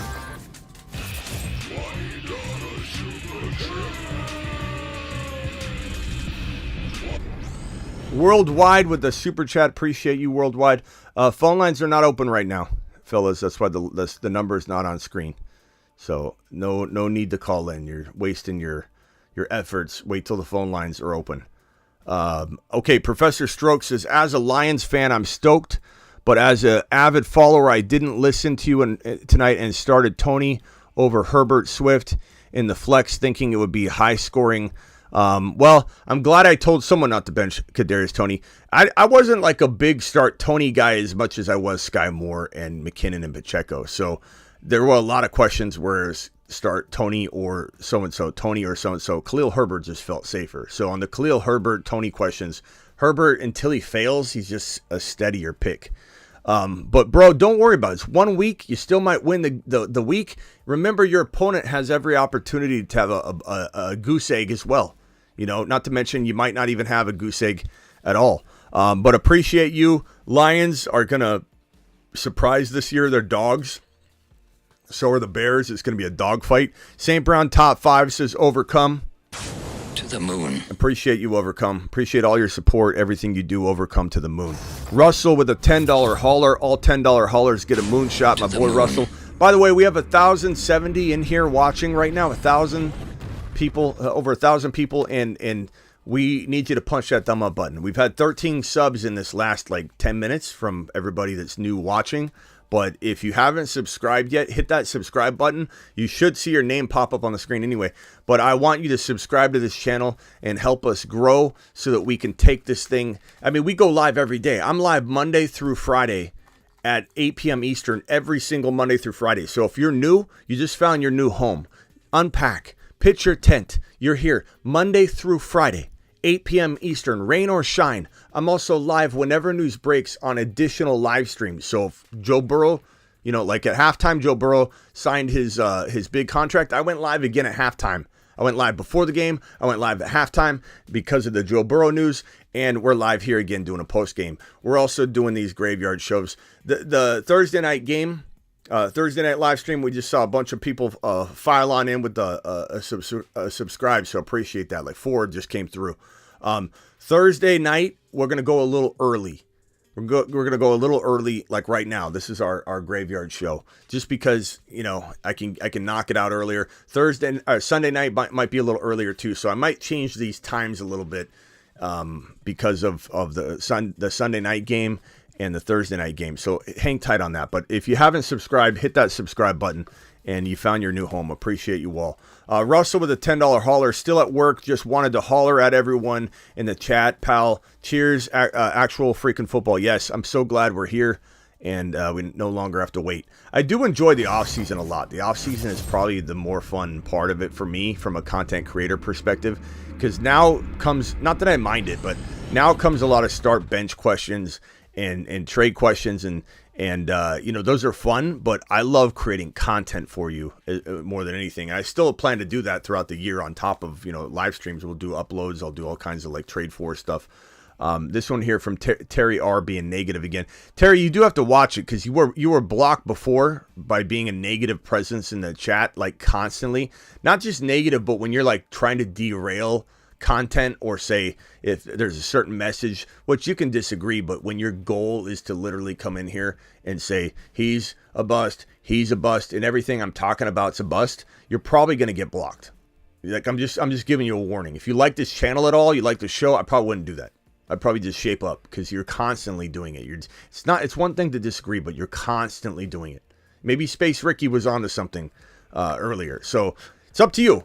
But you're a negative presence a lot of the time, and this is a positive chat environment. We don't want somebody in there just trying to ruffle everybody's feathers constantly, like I do feel like you try and do.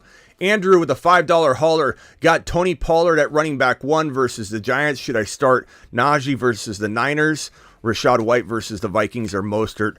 Probably gonna go.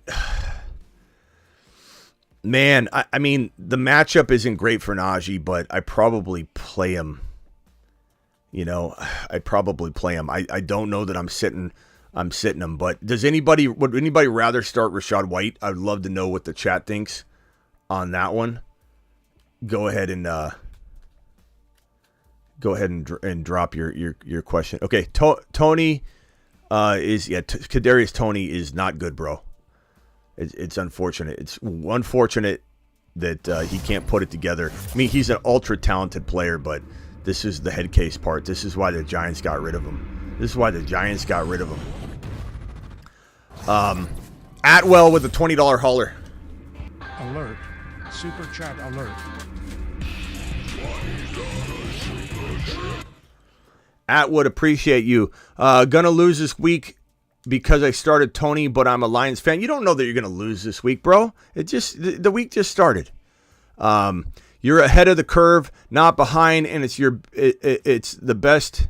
You're the best at what you do. You pick players for week 4 on, not week 1 to the moon. Appreciate you, Ian. Thanks for the super chat. And you didn't lose yet. You didn't lose. Terry Roberts says Terry R should be better just because he shares the same name. Terry's not, or Travis is not having it. Tony's weak sauce. He is, bro. Andrew, appreciate you. Start the Niners D versus the Steelers or the Jaguars versus the Colts. That's a good one. I'm starting the Niners, though. I can't sit the Niners, but could I see that one going the other way? I mean, certainly. Matchups are a good way to play sometimes, but the Niners are a good play. They create turnovers. You know what I'm saying? Let's see here. Wes, do I drop Jaylen Warren for A-Chain? I think those are two very similar players that have similar upside. The only difference is A-Chain could be relevant without having an injury ahead of him. He could just grab a hold of the starting job. But Jaylen Warren's got that kind of like Tony Pollard appeal that people keep, like, even if you believe it or not, he's got that vibe by a lot of people to their standards. So if you don't try and attempt to trade him to the Najee owner and do some sort of 2-for-1, you're missing an opportunity. Then you could scoop up A-Chain. I do think A-Chain should be grabbed, but I don't necessarily condone the cutting of one of those guys because they both have very similar, like, win a league potential. You know, both of them could get injured if they're leaned on too much, but I don't know, bro. Can you find somebody else to cut? Chiefs are missing EB more than anyone this year, says Corey. I think they're missing their tight end is what happened. I mean, that's the bottom line. I think people are thinking, oh, the Chiefs are vulnerable or this or that. Travis Kelce was out, and that's really the only thing. It's not about, oh, Mahomes. There was a good comment earlier that they should have got Hopkins, and they should have, because their wide receiver room would have been fine. They would have won the game. But they'll be fine with Kelce as long as he's healthy and back, and he will be next week. It's a 10-day window of time for him to get better. He almost played. Word on the street is Kadarius wasn't wearing yellow gloves. He soaked his white pair in butter and warm-ups. Sun God has begun. Appreciate you, Alex.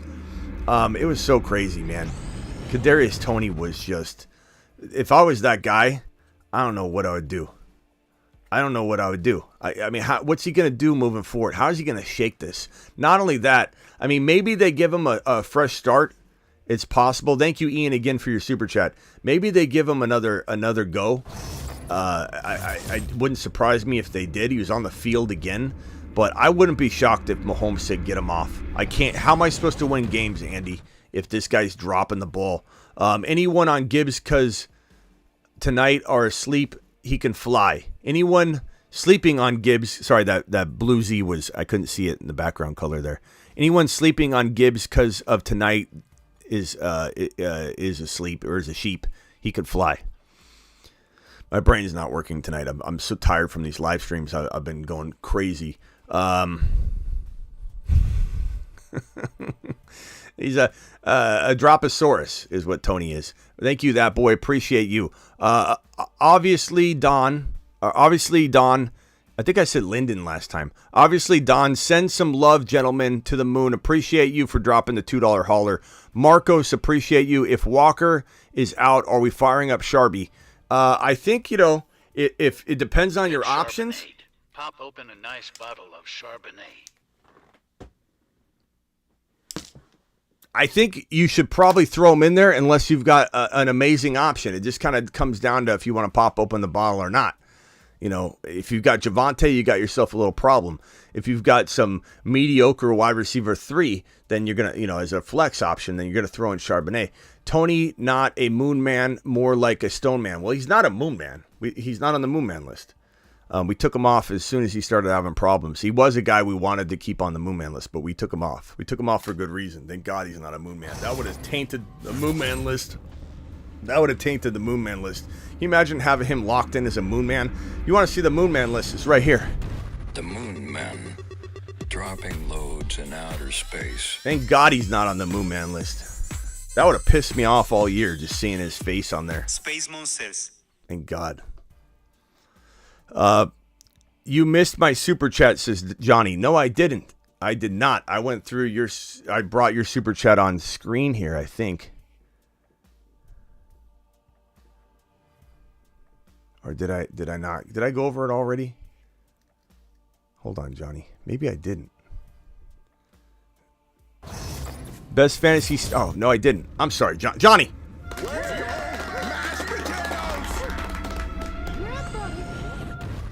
Johnny. I'm sorry, Johnny. I'm wrong. It might be on here somewhere, though, because I know I saw it. I think I dragged it on. It's probably in this pile. So I think I'm right that I didn't miss it. It's just over here somewhere. But I didn't get to it yet. $10 hauler. All $10 haulers get a moonshot. Johnny says, best fantasy streamer out there, blessing us with live content all the time. Is Monty a good flex or maybe running back too? Definitely. He's probably Thank you, Johnny, for the double super chat. He's probably, you could consider him not just a good flex, but I would say a very decent, but low end. Let's not get too excited. Low end running back 2, depending on your build.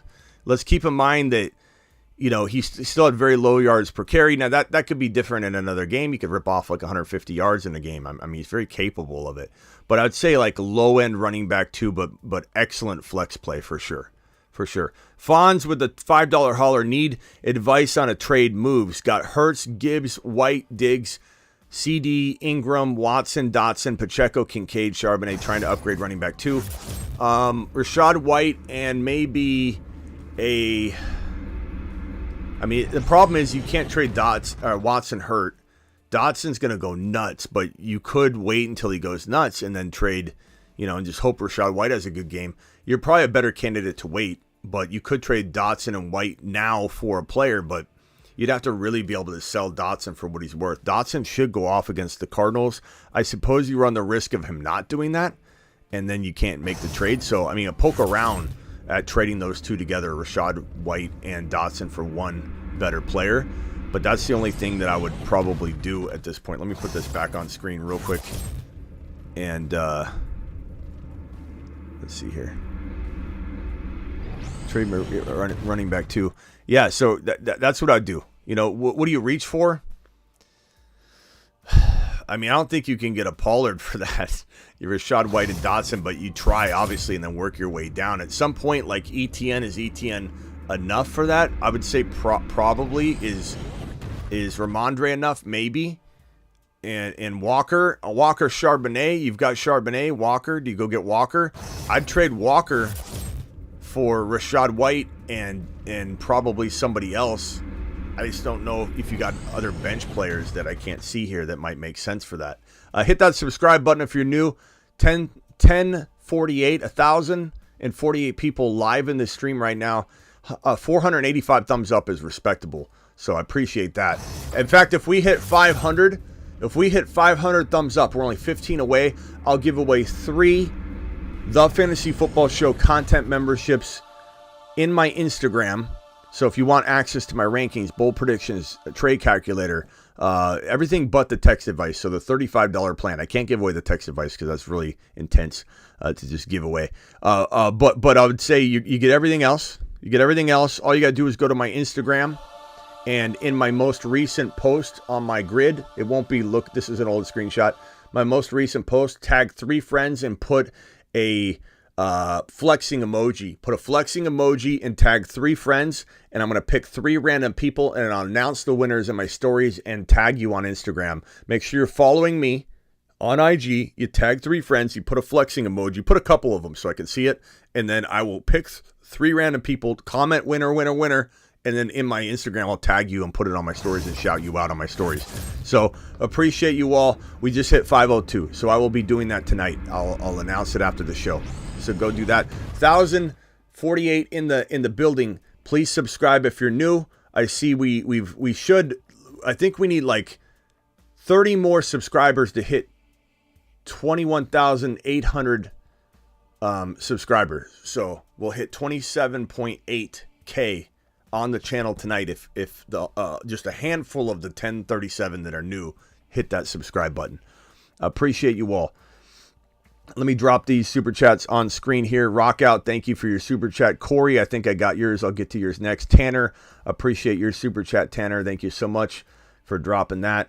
Johnny, I'm getting to yours. Or Jonathan, I'm getting to yours. Xavier with a $5 hauler. Xavier, I'm going to get to yours. I'm going to drag it over here. And let me get through the remaining super chats that I have on screen right now. Gregor dropped a super chat over here. Thank you, my guy, Gregor. Okay, let me get through these right here, and then we might open the phone lines again before we get to the end of the show.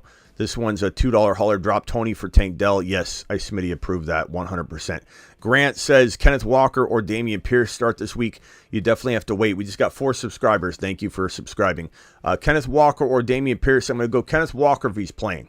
Like if this is just a maintenance thing and they announce tomorrow that he's just taking a day off to make sure the groin's okay. But if it's a re-injury, you got to go Pierce. Tony has brick hands hashtag. Absolutely agree with you. DeBalt, if they're selling Gibbs in leagues, I'm buying absolutely the Bolt, no question about it. Logan, $10 hauler. $10 haulers get a moonshot, my man. Thank you, Logan, my main man, Logan. Would you consider starting Gibbs with Monty in the flex? Sure. They both coexist. 2 more subscribers. Thank you guys very much for subscribing to the channel. Working with Javonte, Watson, Flowers, and Sharbs off the bench. Big ups to you, Smitty. Thanks for what you do. Thank you for super chatting, supporting, and being a person spreading the word, bro. Appreciate you. So you've got Bijan, the running back 1, working with Javonte. I love Javonte. Would I start Gibbs and Monty? Yeah, I would consider it, but I probably would maybe use Javonte or Monty in a trade if you can only fit Bijan, Gibbs, and one of Monty or Javonte. Not saying depth isn't good, but if you've got weak wide receivers, you can potentially try and upgrade one using Monty. Monty's got pretty good trade value coming off of this game. So it's just something to explore, not something you need to do, though, because Monty does look pretty good. So you just got to hold him unless the right deal comes along. This one's from AB. Tonight's Sean Tucker this year. Tonight's on Sean Tucker this year. Tonight's on Sean Tucker. I don't know what that means, AB. But I appreciate you. I'm a little slow on the uptake. I've done too many live streams today. Gibbs had a TD in sight and got happy feet and tripped. He will be fine. For those that didn't watch the game fully, if you were doing dishes or taking out the trash, when you were watching this game, he literally had a touchdown. He fell down. Would you start Herbert, B-Rob, Javonte Swift, or Pickens in my last flex spot? Herbs is safe. Javante's a little higher risk, higher reward. Swift is a little higher risk, higher reward. I'd say Javonte and Swift have similar high risk, high reward potential. Thank you, Sanders, for subscribing to the channel. I'd probably go Herbs if you want safety. Alex, thank you for subscribing to the channel. Appreciate you. I'd probably go, here are the subscriptions to the channel. Freddie, appreciate you subscribing to the channel, my guy. So Pickens as my last flex. Tony, Pollard. Yeah, bro. Quantum Flow, appreciate you subscribing to the channel. Start Herbs. Yeah, Herbert's the safest play, bro. If I had to just pick one. Let's see, hold on. No, you know what? Yeah, it's between Javonte and Herbert. Can we get a vote in the chat? Who are you starting, Javonte or Herbert in your flex if you're picking between the two? Javonte, Herbert, what are we doing? What are we doing if we're Navy vet? Herbert's safer. Javante's probably got more upside. I'd probably go Javonte. That one's tough. Herbs or Javonte? Please vote for Navy vet. That's a really, really tough one. And honestly, I think I'm going to waver up until... Can you come back to me on that one? I don't know if I'm ready to cement that one in. Because I want Javonte in there so bad, but Herbert's so underrated. Herbert's such a monster, bro. He gets no respect, and he deserves and commands respect, to be frank. AB, my fault. Thoughts on Sean Tucker this year? I like him. He's a cuff, but he's no more than a cuff right now. Sean Tucker, thank you again for the super chat. Sean Tucker's interesting at most. I liked him a lot, but the offense is questionable to me, so I don't know how amazing anybody's going to be in it. That's why I'm kind of fading Rachaad White, or at least selling Rachaad White high. One day you got to teach me to call in. People forget we are mid-season monsters around here. You think Watson plays? Hit that like button and subscribe. One day you got to teach me to call in. Well, the number is pretty easy to dial in the number, Big Rod. I appreciate you, and I would love for you to call in sometime. Yeah, Watson will be fine, bro. He'll be fine. I mean, I don't know for certain. He could rip the hamstring. You know what I mean? I don't know. I can't tell you anything. We don't have any information, but I think assuming he's going the route of Cooper Kupp is extreme. And I think everybody's going that direction. They're so scared of what happened to Cooper Kupp. $10 hauler. Appreciate the $10 hauler. My main, Mang, Northwest. 12-team, half PPR. Trevor Lawrence, Bijan Gibbs, A.J. Brown, Ridley, Dalton Schultz, Christian Watson, Swift, Addison, Flowers, Elijah Moore. Any recommendations? I mean, Bijan Gibbs is fantastic. A.J. Brown or Ridley's fantastic. Watson on the bench, I like that a lot. And DeAndre Swift. Who's the quarterback? T. Law. It's a really good squad. if I had to recommend, I recommend holding and letting Swift do his thing, Flowers do his thing, Addison do his thing, Elijah Moore do his thing, Roshan maybe gets in there. And I think I say that without being very pessimistic on Khalil Herbert. I just think both of them, either one. It's kind of like Charbonnet and Walker. It's not that I think Charbonnet will take Walker's job, but if Walker goes down with an injury, Charbonnet wins a league. So it's just so much more important to have both. Roshan's got league-winning potential. If something happened to Khalil Herbert, it's not like, oh, you got the backup.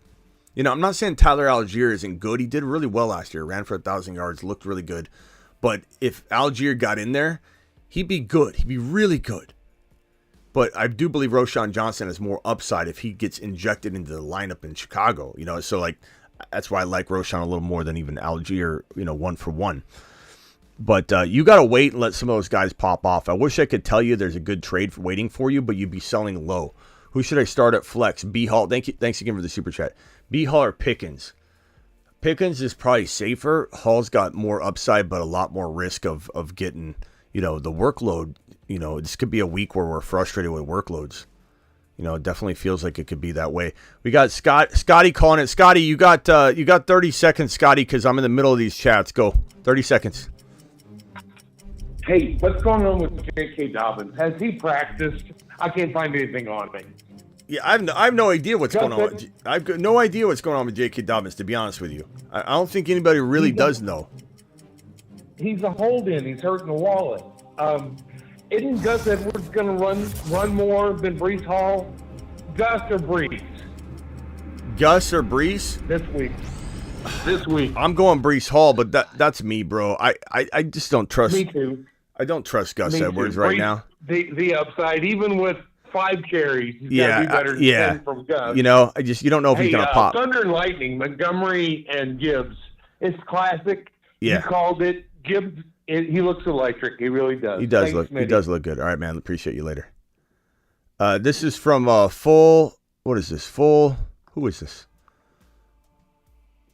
This is a $20 hauler from Venom. Venom Jacket. Venom Jacket dropping a 20-watt on screen. Venom, appreciate you very much, Venom. Let's give you a standing O, my guy. Standing O. Alert. Super chat alert.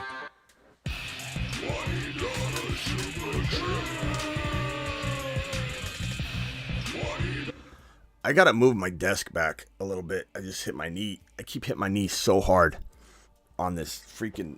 Or I got to pad the... That hurt bad. Venom, appreciate you. Venom, my main man. Venom says, half PPR, 12-man start, B-Rob, Watson, Scary Terry at flex. Scary Terry if Watson doesn't go. I don't trust B-Rob. I trust an injured Scary Terry against the Cardinals more than I trust. But if Watson's a go, you got to roll with Watson. And thank you very much for the super chat, my kind sir. Full Venom Jacket. Appreciate you. Full Venom Jacket. Attaboy. $20 hauler. Send him to the moon, too. To the moon. All right, I got more super chats I got to get through here. Logan, let's give Logan 30 seconds, too. Logan, you've got 30 seconds, pal. What can I do for you?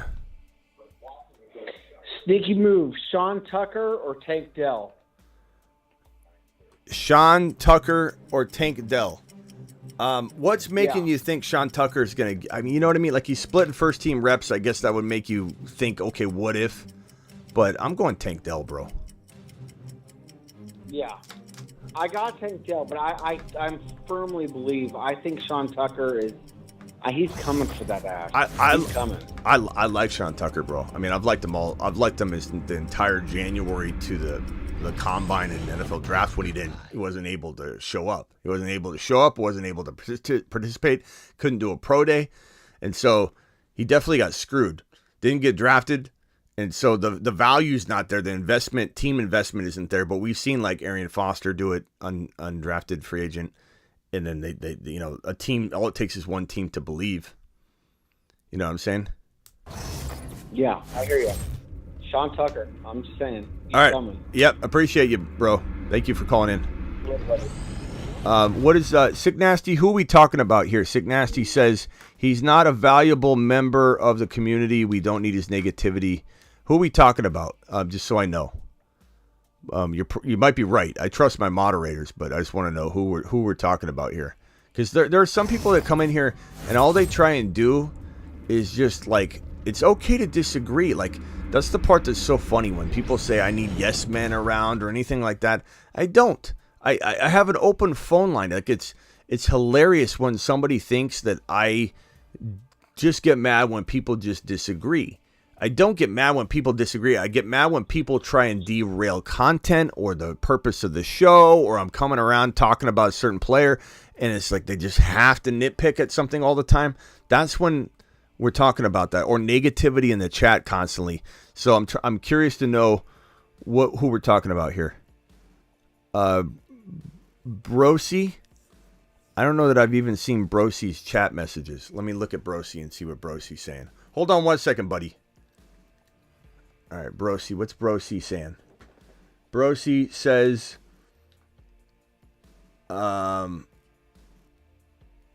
let's see. Brosi says, Gibbs, bro Vito, bro ghost emoji. I said Javante. You are kind of ghost emoji.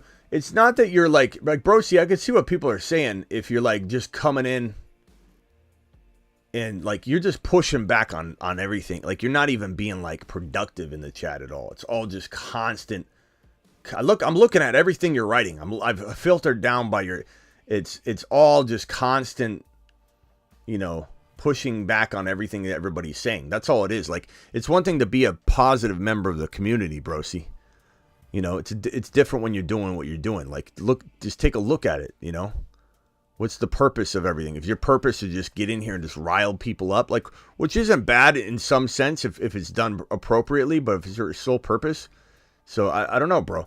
Buddy, you're live. You got 30 seconds, then I got to get back to the Super Chats. Yeah, appreciate you for taking the call, man. So, should I go Jawan Johnson, Garrett Everett, or Greg Dulcich?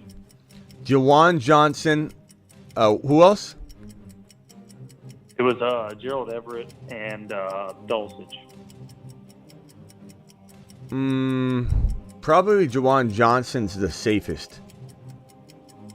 All right, and then what's your take on Taysom Hill's involvement in the game coming up, considering that Williams is really like the only running back that they have?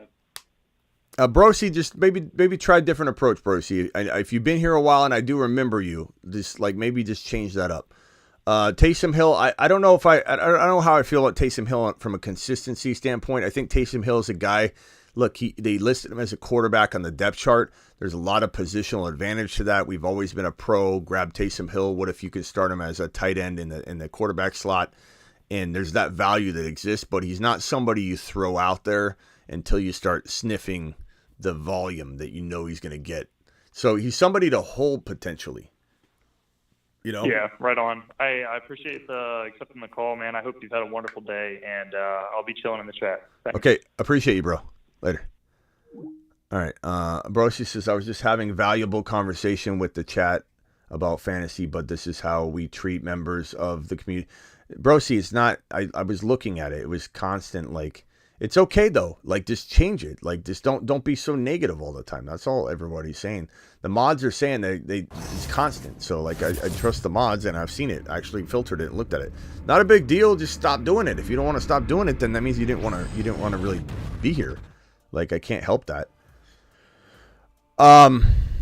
Ramos with a $4 hauler. Good to be back. Fired. What move should I make with this team? Herbert, Saquon, Etienne, Kamara, Waller, CeeDee Lamb, Evans, Gabe Davis, Sky Moore, Sutton. Saquon, Etienne, Kamara is very, very good. Wide receivers are good. Would I try and move, let's say, a Mike Evans and a potential... I mean, you probably have to wait on that's Herbert, quarterback. Okay. You probably have to wait on Waller. You probably have to wait on Mike Evans. I don't think you can do anything here. Sutton, no one's going to take Sutton. I don't really want you trading your RBs. You could trade Waller for like a Debo and go lighter at the tight end spot. I would do that personally, but that's just me. I don't know. I like Waller, but he could get injured. So very, very easy call for me to toy around with trading Waller off. But that's all I would do right now. I'd probably just wait I'd probably wait and let some of these guys deliver. If let's say ETN goes out and balls out, if Saquon balls out, you might be able to do a divide and conquer move if you want and get 2 players for your one. Lamb, same thing, but would I get like a Debo and Walker for, one player like Lamb if you can, or Saquon, trade Saquon for Debo and Walker? Those are ideas that I would potentially go after right now if you can get that. And Debo's a 4th rounder, top of round 4. Walker's a 4th or 5th round pick. So if anybody thinks you can't trade a late 1st rounder for 2 4th rounders, I beg to differ.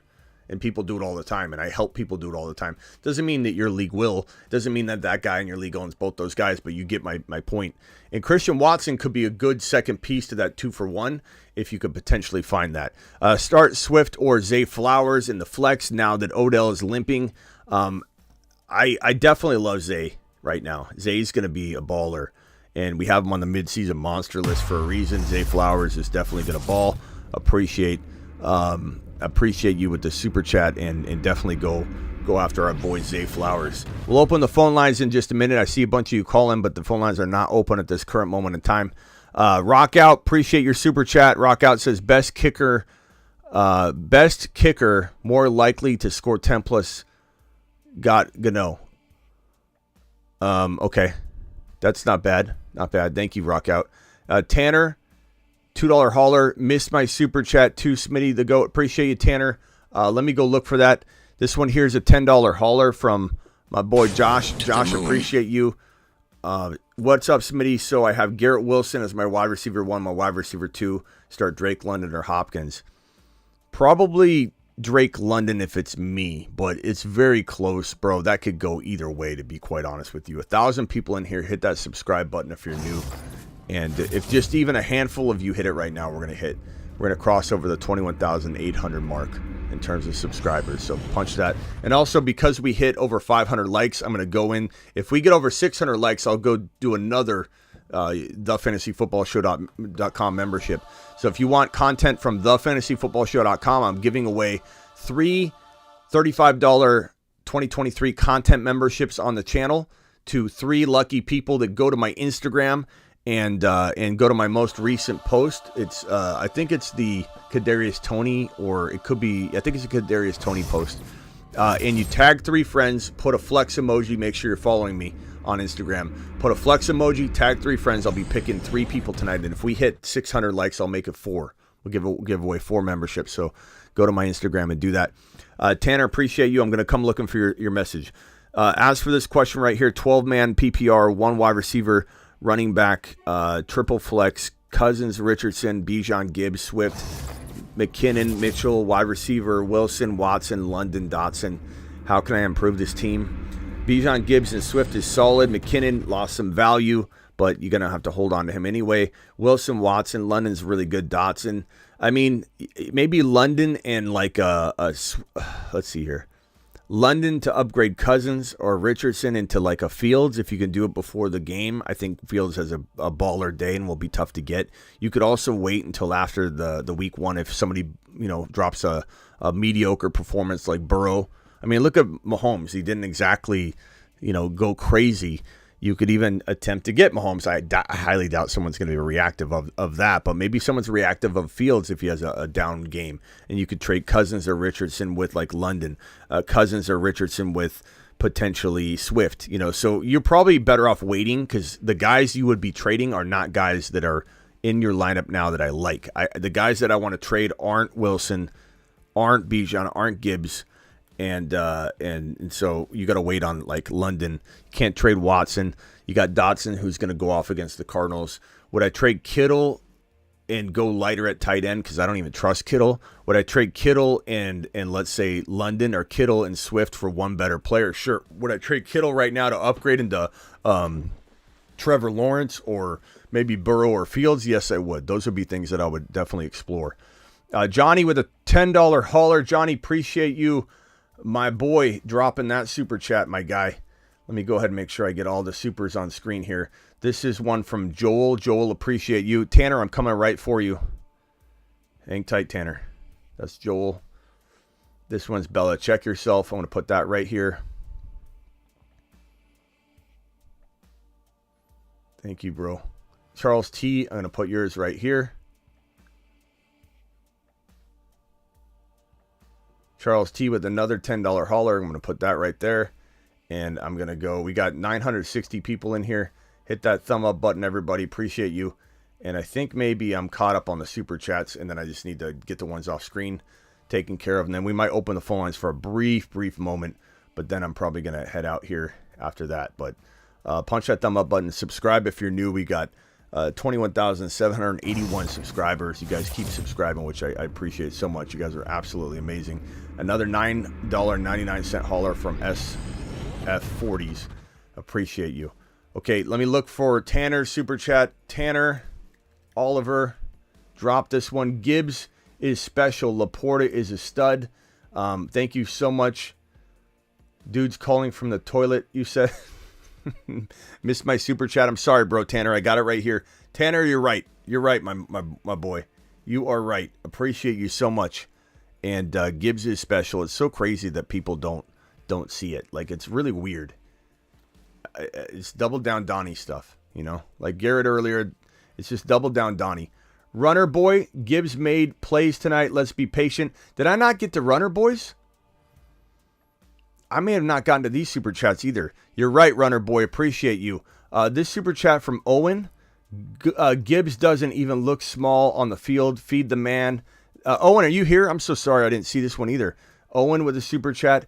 This one from Dane. Dane says, drop Tony for Tank Dell. Absolutely do that one. I think I did respond to that one. I had a couple of those questions just like that. Good call removing Tony from the Moon Man list. Absolutely. But I still, I still liked him. So, that part, that's on me. I've already taken a lap tonight for it. Make the start McKinnon your fade god. Why didn't I make McKinnon my fade god? I didn't make you start McKinnon. You started McKinnon yourself. You know what I'm saying, bro? But, nice try to pin it on me. But, you do make your own decisions. Drop Tony for Dell. McKinnon isn't even a factor in the Chiefs offense right now, apparently. I still keep McKinnon. If people drop McKinnon, I'm going to scoop him up. But Tank Dell is definitely a great player to add. Scotty, do appreciate you. Don't trust the KC wide receivers. Mahomes spreads it around too much.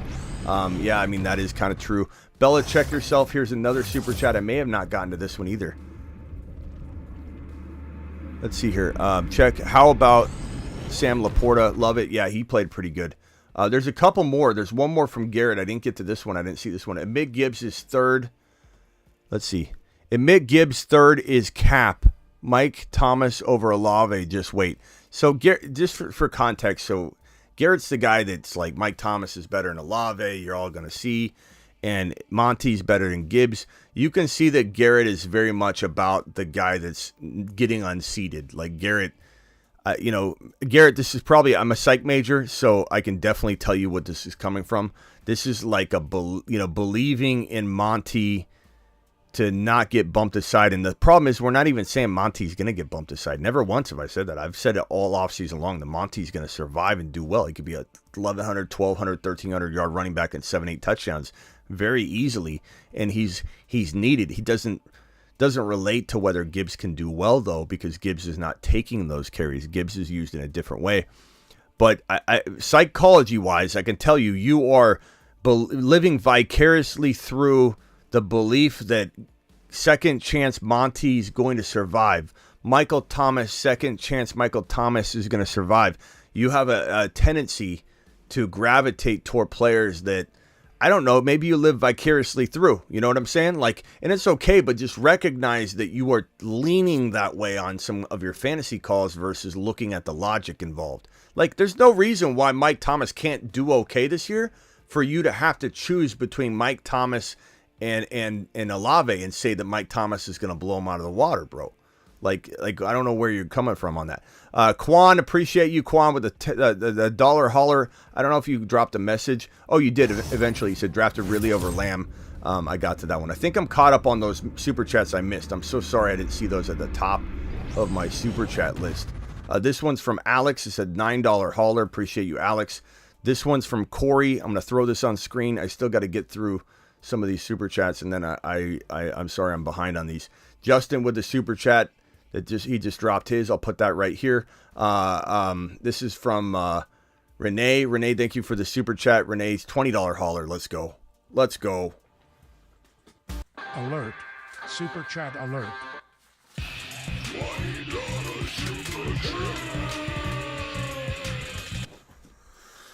Oh, man, I'm tired tonight. 14-man PPR 8th pick trade offer to me. James Conner and Evans for Najee and Flowers. I take Najee and Flowers and I run. Don't be surprised though, and that's a great trade. So Smitty,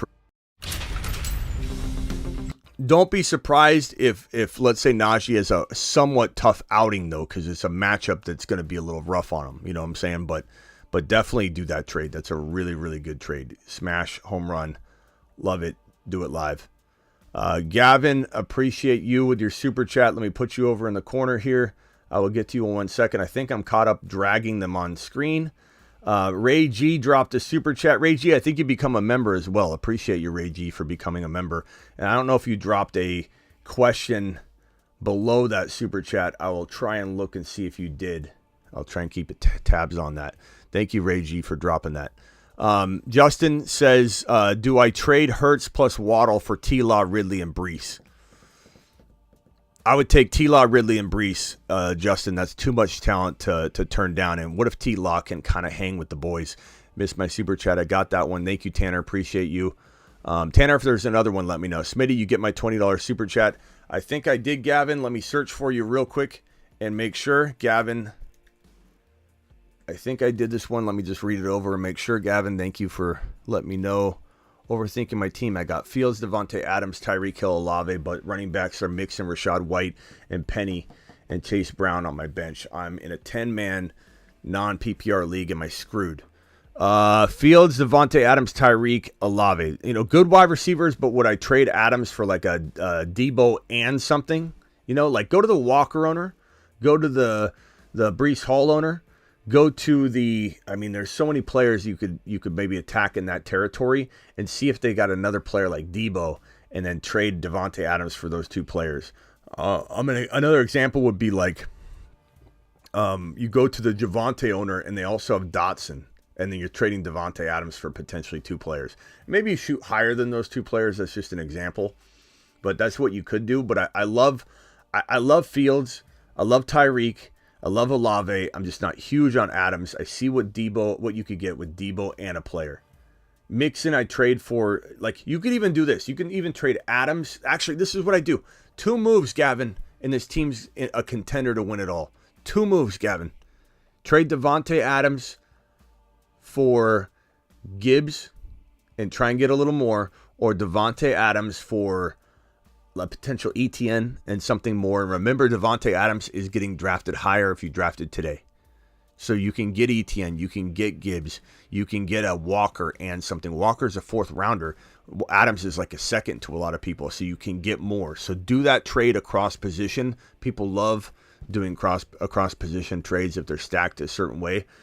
So go get one of those players. Then give up Mixon for Debo and something else, or go give up Mixon for Calvin Ridley. Go give up Mixon for someone of that caliber. If you were to get Debo and let's say Walker and something for Devontae Adams and Mixon, so you get Walker, Debo, and like Christian Watson, let's say, those 3 players using Mixon and Adams, I think your team is going to be deep enough to be a contender. So it'd take 2 trades potentially to do it, but it's not like it can't survive. Your team's good. It's just not, I don't know that it's probably the best team in your league. What's up, SF40s? To the moon. Appreciate your $10 hauler. What's up, Smitty? Should I drop McKinnon for Tank Dell? I don't hate the move.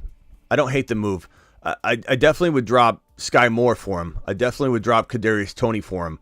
Would I drop McKinnon? Right now, you could.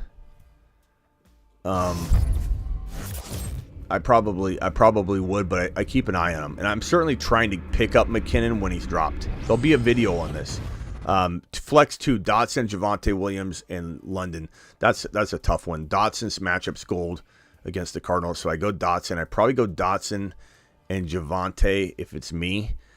If you want a dice roll, if you want safety, probably go Dotson in London if it's PPR. But Javonte's a little bit of a dice roll, just a little bit. Not a big dice roll, but a little bitty, itty-bitty dice roll. You know what I'm saying? Just because, what if we see a volume cut back there? This could be one of those weeks where we're just a little disappointed with a lot of players' volume. But we have heard from Sean Payton that they're going to give him a heavy workload, though. So it's a little different. Whereas Campbell said they're not going to give Gibbs a heavy workload. $20 hauler from Gene. Appreciate you, Gene. To the moon. Alert. Super chat alert.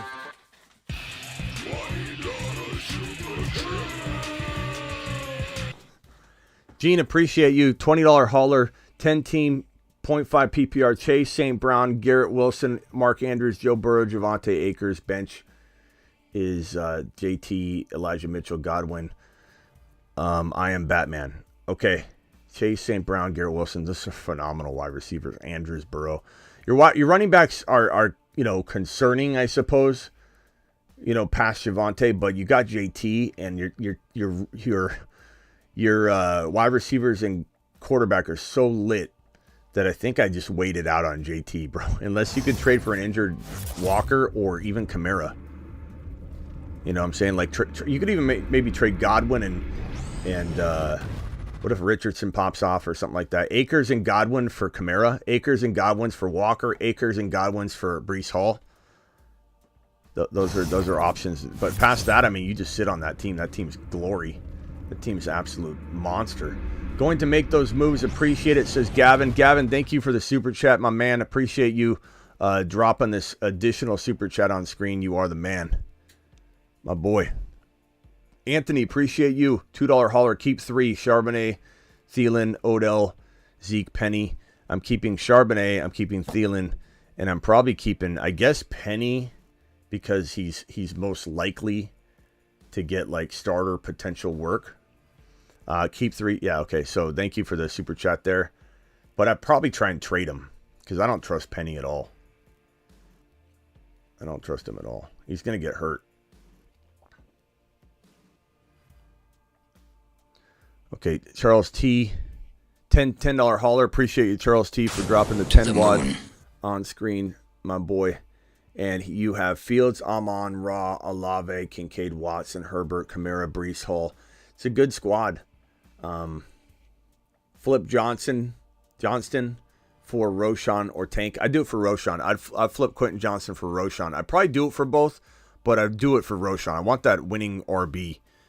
Achane and Roshan are great pickups. $10 hauler to you, Alex.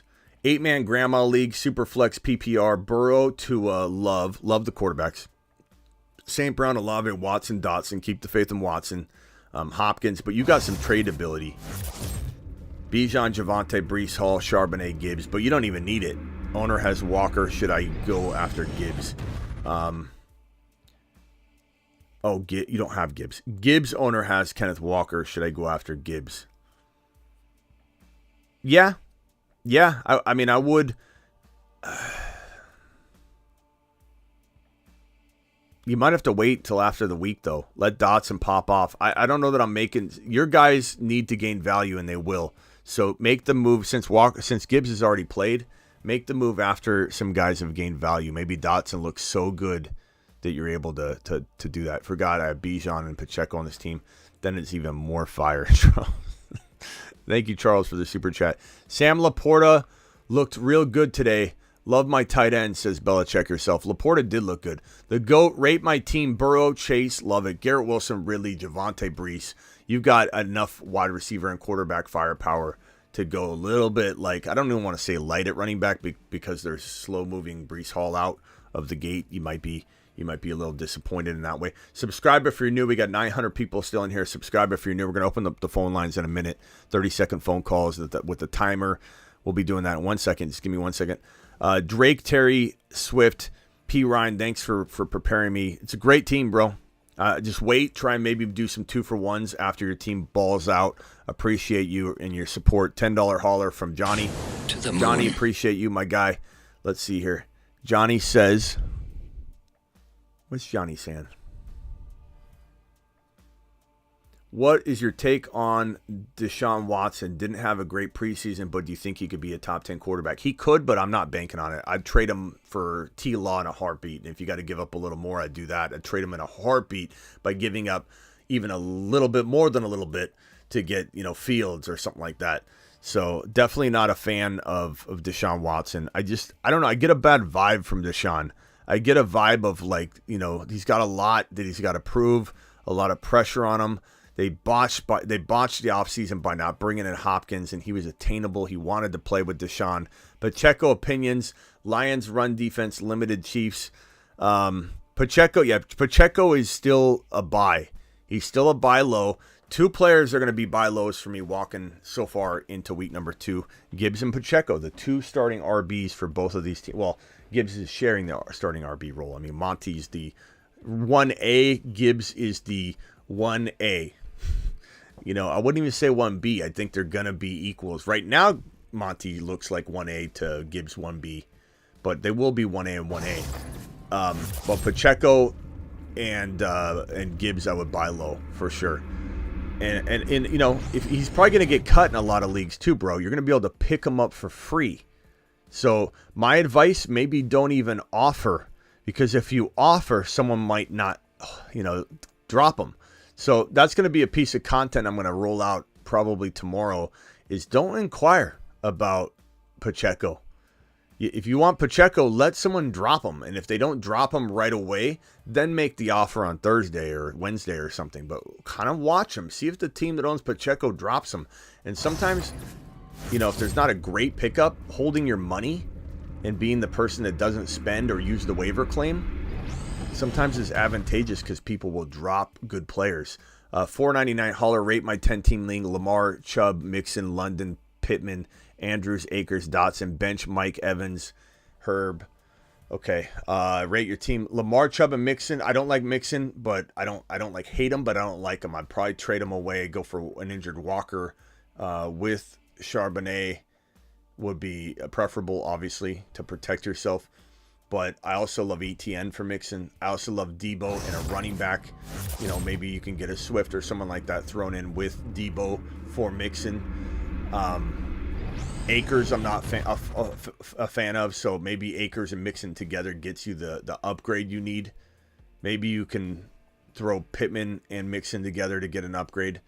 Mixon and let's say... Yeah, Evans, if he does well, should be able to get you something. Gibson, if he does well, can get you something. Another candidate to maybe wait and see with your team so you don't, overreact before your guys gain value. Mark with a $10 holler. Mark. To the moon. Appreciate you, Mark. Mark with a $10. Calvin with a $5 holler. Appreciate you. And I'll get to your question one second. Smitty, you the man. Appreciate you, Mark. Am being offered Devontae Smith for my Christian Watson. I would take Devontae Smith in a millisecond over Christian Watson. And that's not a change in value because Watson's hurt. That's because Devontae Smith is a borderline second rounder that I think is better as a third drafted player. Christian Watson's been going in the freaking 4th round. So, this is a home run move for you. And it would have been on draft day, too. It has nothing to do with the injury. I like Christian Watson moving forward. I don't like Deshaun Watson. Pick a PPR flex, Connor, Pierce, or Gabe Davis. Going Pierce all the way. Tough matchup, but I'm still confident in the volume he's probably going to get. And ET7, my boy Smitty dropped McKinnon for Vaughn. Very arguable. Roshan and A-Chain not available. Okay. 12-team, A-Chain, Roshan not available. I'd probably hang on to McKinnon. I like Deuce Vaughn a lot. I wouldn't fault you for doing that. But I like Deuce Vaughn a lot. I like McKinnon a lot. I still think McKinnon's got a place. Maybe you got to wait a little bit. Maybe it's going to require an injury or something. I get that. I understand that. All right, phone lines are briefly open. Dial into the show. We're going to do this very quickly. 30-second phone calls. I'm hitting hang up. I'm hanging up on you at 0 seconds. So very briefly, and then we're out of here. 866 of you in here. This is very quick. I don't even know how many phone calls I'm going to take. It's going to be a very, very short little phone call sesh. So understand that. 512 caller, who's this and where are you calling from? David from Austin. What can I do for you, David? Okay, Steve. I got a lot of options on waivers. Would you drop Kincaid for any of A-Chain, Warren, Mitchell, Mims, Bigsby, or Algier? Read the guys again real quick, and I didn't even start the timer. You got lucky. Go ahead. Read the options again. A-Chain, Warren, Mitchell, Marvin Mims, Bigsby, Algier, but I got Bijan, so I probably won't pick up Algier. Yeah, you want to drop one of those guys for Kincaid, is that correct? Yeah, either Kincaid or Elijah Moore, but I got Andrews, so I think I'm fine with dropping Kincaid. Yeah, I don't know that I drop King. I mean, I like Roschon probably best out of all those players. Jalen Warren as well, from I think the guys that you named. Roschon's got that win a league potential. A-Chain's got that win a league potential, but I don't know that it's that easy to drop Kincaid, bro. I mean, this is like you're gonna hear me creating content on watch everybody drop Kincaid. Everyone's gonna drop him, especially after week 1 if he doesn't do anything. This is low volume week 1. Like there are gonna be a lot of players that didn't quite come to bat, and people are going to overreact like crazy, just like everybody's overreacting on Gibbs, even though Gibbs looked phenomenal. So probably going to say it's really tough for me to tell you to drop Kincaid, but Roschon's also equally tough to leave out there. All right, bro. Appreciate you. Appreciate all right. Yeah. Ninja, you're live. 30 seconds. What's going on? All right, so this is for a flex spot. Should I go with Hollywood Brown or Jahan Dotson? And the second question is in super flex. What are your thoughts on my quarterbacks at Fields and Anthony Richardson? I like your quarterbacks. I mean, obviously it depends on alternatives or whatever, but like. I think you're fine. Fields and Richardson should be great, and Dotson's playing the Cardinals, so that's an easy call. Put Dotson in and forget it. Appreciate you. Alex Cruz, 30 seconds, pal. All right, I need to drop one of these for a kicker. I have McKinnon and Tony on my bench, so I can't drop them. The rest is Quentin Johnson, A-Chain, Sutton, and Addison. I need to drop one of those guys. It's between Quentin Johnson and Sutton. I realize Sutton could do something, and I could live to regret telling you to drop him, but I just don't trust him. I don't trust Russell Wilson. I don't trust the Denver Broncos. I think Sean Payton doesn't trust Russell Wilson, But at the same time, like Quentin Johnson's the third. He's not even the third wide receiver on his team right now. But could that change really quickly? It could. So it's kind of a coin flip between those two, bro. But it's a close call.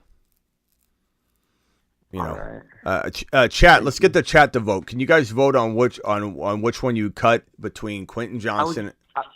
It's redraft, I assume. So Quentin Johnston or who's the other one? I'm blanking already. My brain's fried. Sutton or Quentin Johnston. Which one would you cut? Please help Alex Cruz. He's the very first. He's patient zero of the YouTube exclusive members. So please help this guy out. He's been an OG from the beginning. How many people were in my live streams when you started listening or watching? Like when we'd go live? Probably like 5? Less than 100, probably 50, 40. Well, I think less than that. I think there was like 10. I think it was like 10 to 15. I remember when we first started live streaming. Right now we got 867 in here. We're popping right now. We're about 3 away from another free thefantasyfootballshow.com membership. So drop 3 more likes, guys, and I'm giving away 4 in my Instagram. If you go to my Instagram, The Fantasy Football Show, and at some point before midnight, click on the most recent post. It'll look different than this one. I think it might be the Pacheco or the Tony. Yeah, the Kadarius Tony post. and tag 3 friends, put a couple flexing emojis, tag 3 friends, and make sure you're following.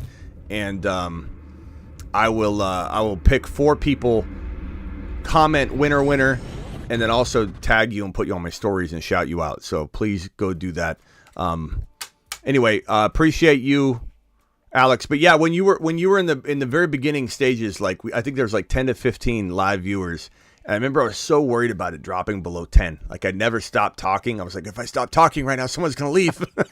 And it was like it float between like 9 and 15. And I'm like, I gotta get it above 10. It was like those are the fun days though. Those were really, really fun. It's always fun to reflect back on that. It's a climb though. It's a brutal climb to get to. All right, Alex, appreciate you, man. But you're. What? Yeah. See you. Thank you. All right. No, Yeah. But you're climbing though. You're climbing. We're doing it, bro. We're doing it. I appreciate you. All because of people like you, bro. Guys, can you vote one more time, Sutton or I don't know if you saw the responses, Alex, but Sutton or Quentin Johnston. Which one does he cut? All right, later, bro. Ron Navy, you're live. 30 seconds. So I'll give you a little bit more, obviously. Is this the Underdog Fantasy Football Best Ball Aholic hotline? It is. What can we do for you? Underdog Fantasy promo code Smitty. They'll match up to $100 in your first. Oh my god, dude! 569 drafts at $7,100 invested. I must be crazy. I'm a underdog aholic. 7,100. Yes, 7,102 to be exact. Where does it say that? It says that in when you open up your main tab, it shows you what you have at stake, how many drafts you have total, and what your current winnings will be as of the first game. But that don't mean nothing. Your main tab, I'm there. Yeah, when you open up, it's all under live now. It's under the live tab now. So you go to drafts and you go to the live tab. And I don't see it there. But if I go to best ball, go to best ball. Yep. At stake. Okay, about 4. I'm about 4K. You're definitely bro. 7,100. Oh man. God, all I'm wishing for is to break even. That's at crazy. This point. That's crazy, bro. That's why I called in and said, is this fantasy football? Well, make sure if anybody does feel like they have an issue, we got a number on here too. Make sure you don't you can contact them. I have a buddy that literally locks himself out every time he'll draft, and then he'll make one big huge bet, and he'll call him up on the phone and say, lock me out. All right. Anything else, Ron? Crazy. Yeah. Everybody forget. I mean, we had the same issue with Walker last year with the groin at the beginning, but then mid-year he was great. So same thing could happen this year. I mean, don't overreact right away. Mm-hmm. Everybody's overreacting after one game. I don't understand. I don't understand it. Week one's always weird anyways. You just don't know. Week one's teams switch. Just a reminder too, during the rookie year of Jahmyr Chase slumped for I want to say it was over a month straight. And everyone's like, this guy's garbage. He's a couple week wonder. And he can't catch the football. Remember they said, he can't he's having trouble catching the NFL football compared to the college football. Everybody freaked out. And then he did really well. And everybody's like, okay, that was a joke. He's great. But then he went on over a month straight slump. And everybody and their mother just gave up on him. And then we just kept saying, trade for him. And I even got worried, admittedly, because it was like, when is he going to bounce back? Is he really going to? And then he did. And he won people single-handedly their leagues. And that was a month slump. You can have a 2 or 3 week slump, and there will be, I promise you, at least 1 or 2 or 3 big-name players that slump in week 2, week 3, week 1, 2, and 3. or at least week 1 and 2. And there's going to be a buy low person for multiple weeks heading into like week 4. And could I, will I be wrong on that person and they never bounce back? Maybe. But I'm pretty sure we identify them pretty good. But we're not going to hit everything. Like, again, tonight, even going into like the Monday night game, we'll have some things we think are going to happen, some things we think are not going to happen, and then some of them will be right, some of them will be wrong. I mean, St. Brown, at least we got Gibbs to look really good, and St. Brown looked really good in the line. In retrospect, in hindsight, like predicting some unpredictability for the Chiefs offense would have been smarter. Like, looking back at it, especially with the Thursday night game. If I could go back, part of my gut, if I reflect back and I'm honest with myself, part of my gut was saying, you always talk about red flags. I mean, no Kelsey, Thursday night game. Wide receivers are shaky. Like, what made me think that Sky was gonna do well? I don't know. I was excited about Sky Moore getting cemented into that role. He was a slot wide receiver. He couldn't play that role last year. He scored, momentum from the Super Bowl. But the Chiefs are notorious for having players that have momentum in the Super Bowl and into the playoffs that come in the next year and they don't do anything. Damian Williams, remember? He'd always do well in the playoffs, come in and do nothing. So Pacheco worries me a little bit. What?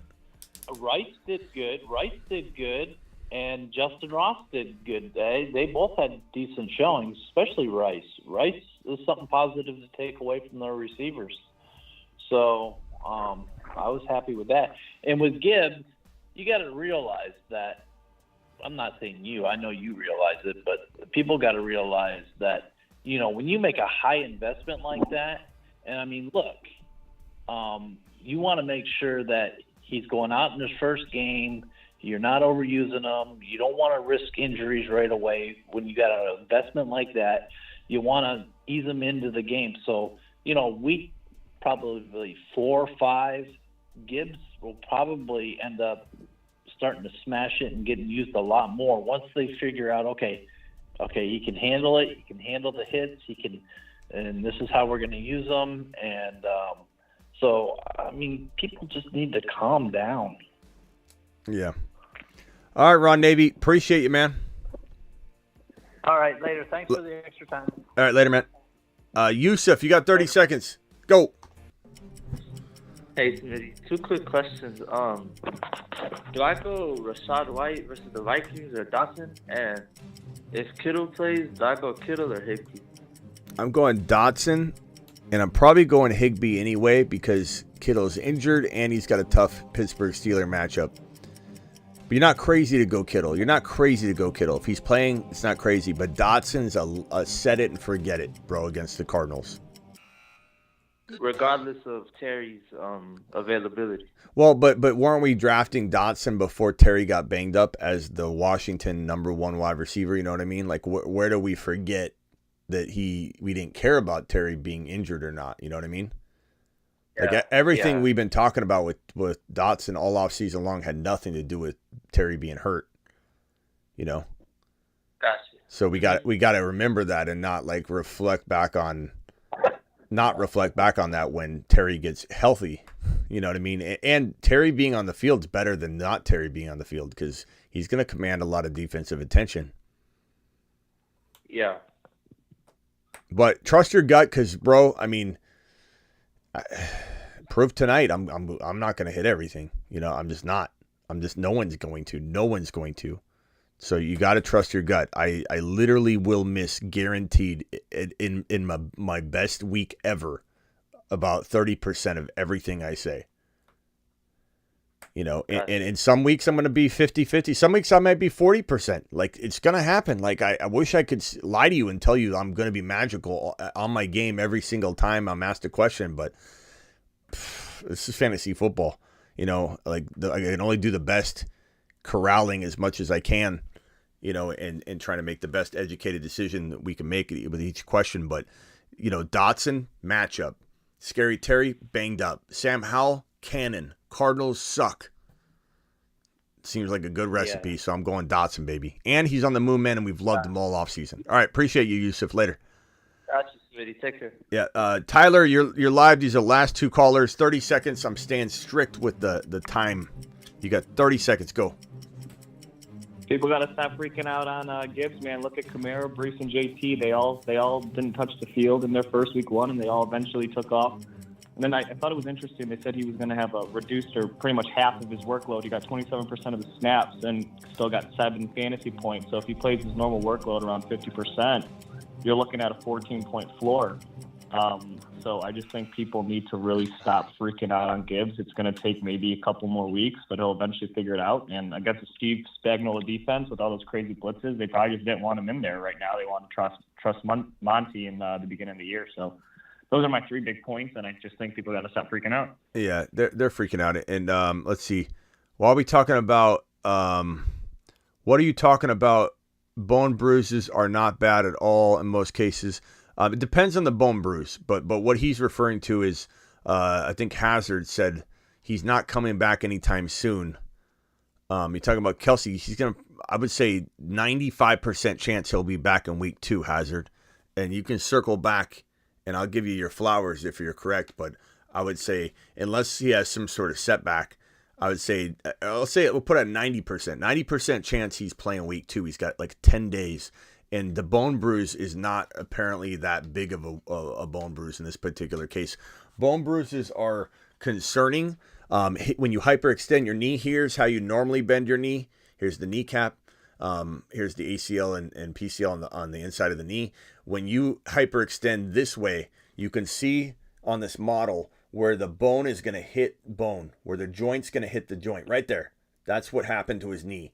Now look at the ACL and PCL.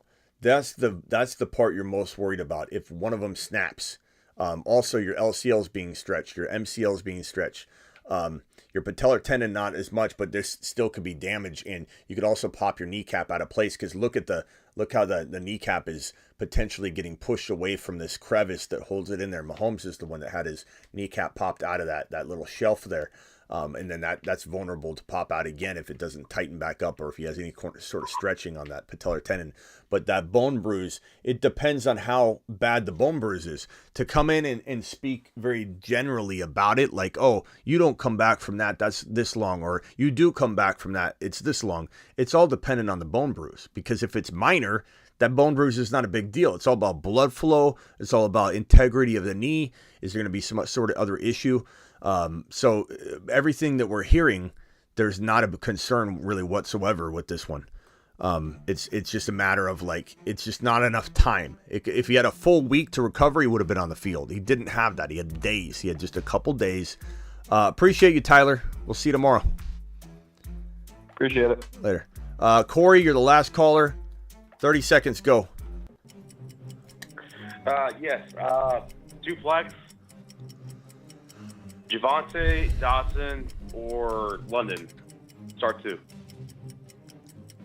This question I get asked like 100 times. I know, right? These 3 players though, because we all draft similar players, so like everybody has this combo. I like Dawson.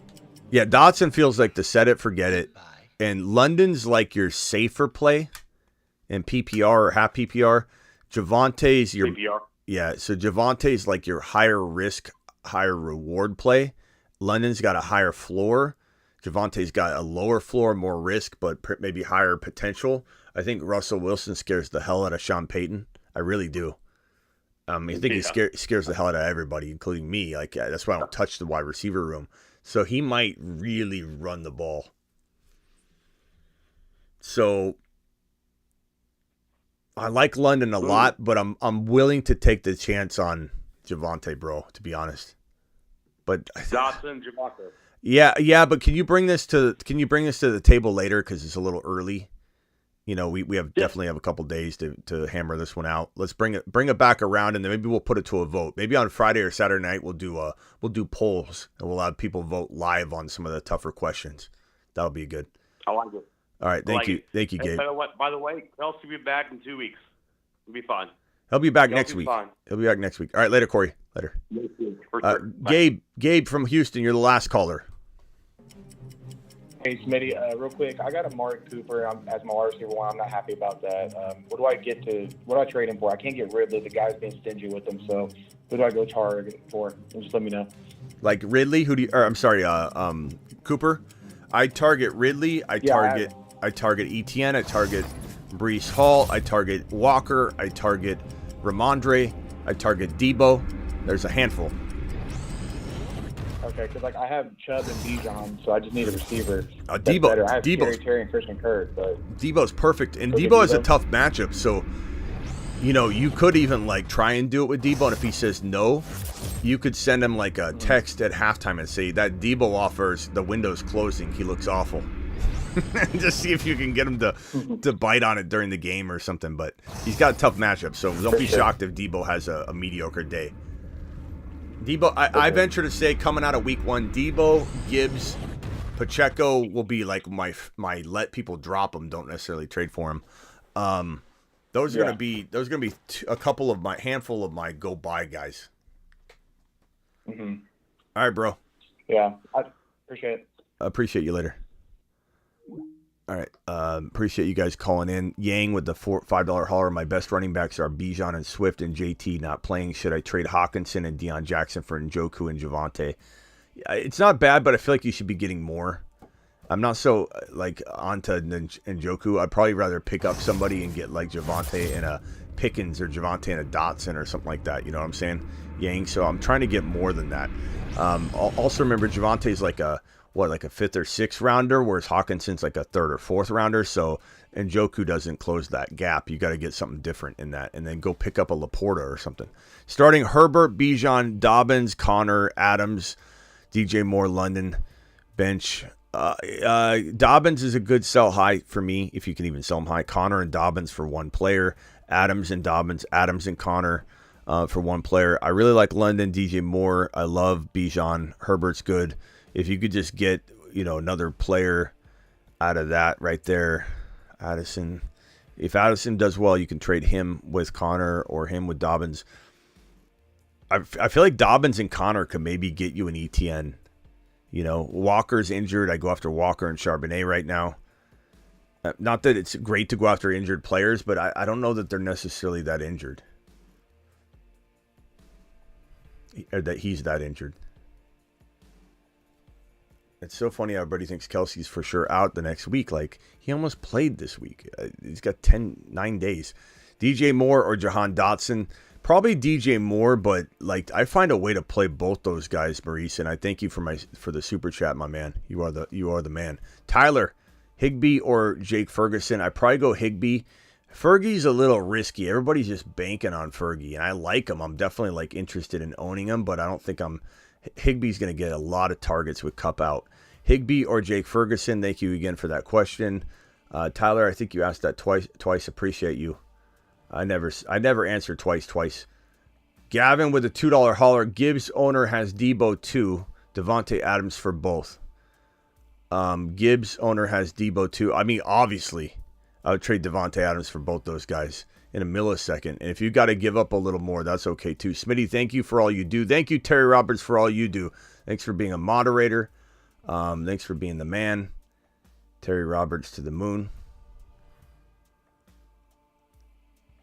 Terry's my main. Appreciate you, Terry. What else we got here? Let me just look through here. I think we're caught up on all the super chats. All right, that's probably all she wrote for tonight. I got 800 people still in here, and we're going to give away 4 memberships on the Fantasy Football Show .com. So go to my Instagram after this. I'm going to give away 4 or 5 memberships, I think, to the fantasyfootballshow.com. And all you got to do is go to my Instagram, The Fantasy Football Show. And my most recent post is, I think it's about the Kadarius Tony fire image where it's pouring gasoline. It's got Mahomes pouring gasoline on a fire.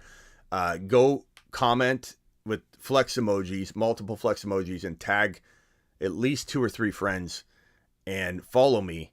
And I will be replying to about 5 of you and saying winner winner, and I'll tag you on my stories and give you a free 2023 content membership to the fantasyfootballshow.com. Rankings, bold predictions, trade calculators. You'll get everything but the text advice in that package. So appreciate you all.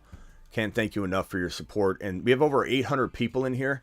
Please subscribe if you're new. And if you didn't know, there's 800 people in here. There's 800 people in here. If you didn't know that I'm live 24 straight hours on Sunday, opening Sunday, watch this.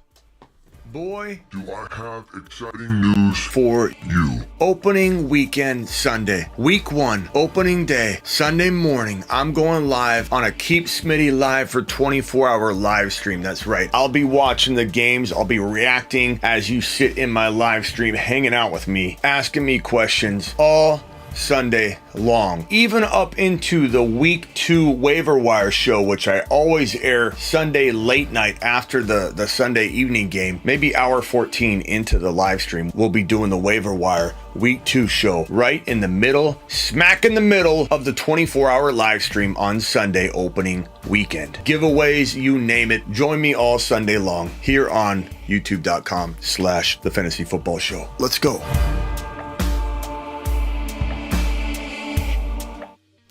So don't forget, we're live all Sunday long. You're right. Garrett Wilson and the boys. You're right. Rodgers has new toys. You're right. The lights, the heat. You're right. A Jets fan complete. You're right. You don't want to test Sauce Gardner's.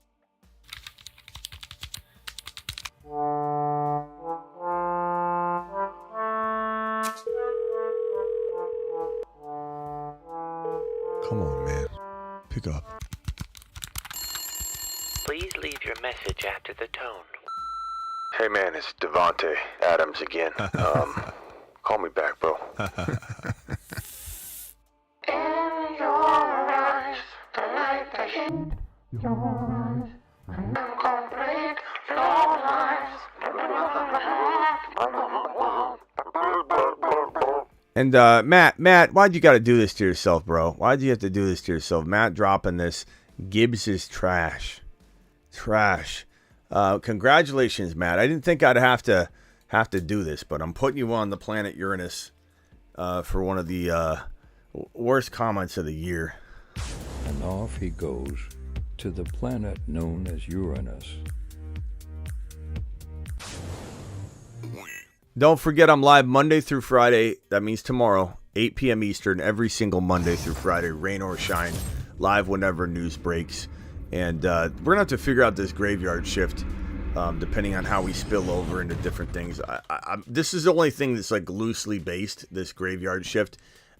This is going to be for the Monday night game. We'll probably do a recap of the Monday night game, do a recap of the Thursday night game, but it probably won't be 1 a.m. because we're ending now, and we went live way before 1 a.m.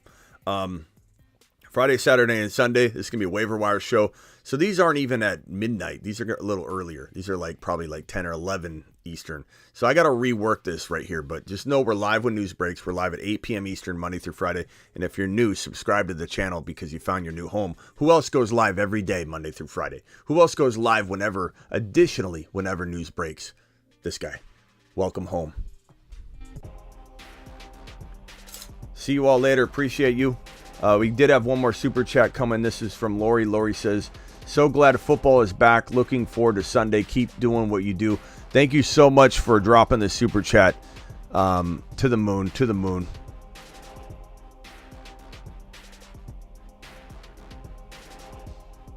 Thank you, Alton. Thank you, Tayson. Thank you, Terry Roberts. Thank you, Logan. Thank you, Ron. Navy. Thank you, Jack. Thank you, Tarzan.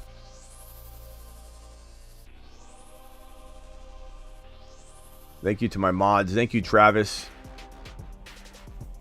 Thank you, Johnny, Anthony, Terry Roberts, Peanut Butter and Waivers, Birdman, Hazard, Bailey, Rushman, Anthony, Gorin. I said Alton already. Appreciate you, Alton. Champ. Mark B.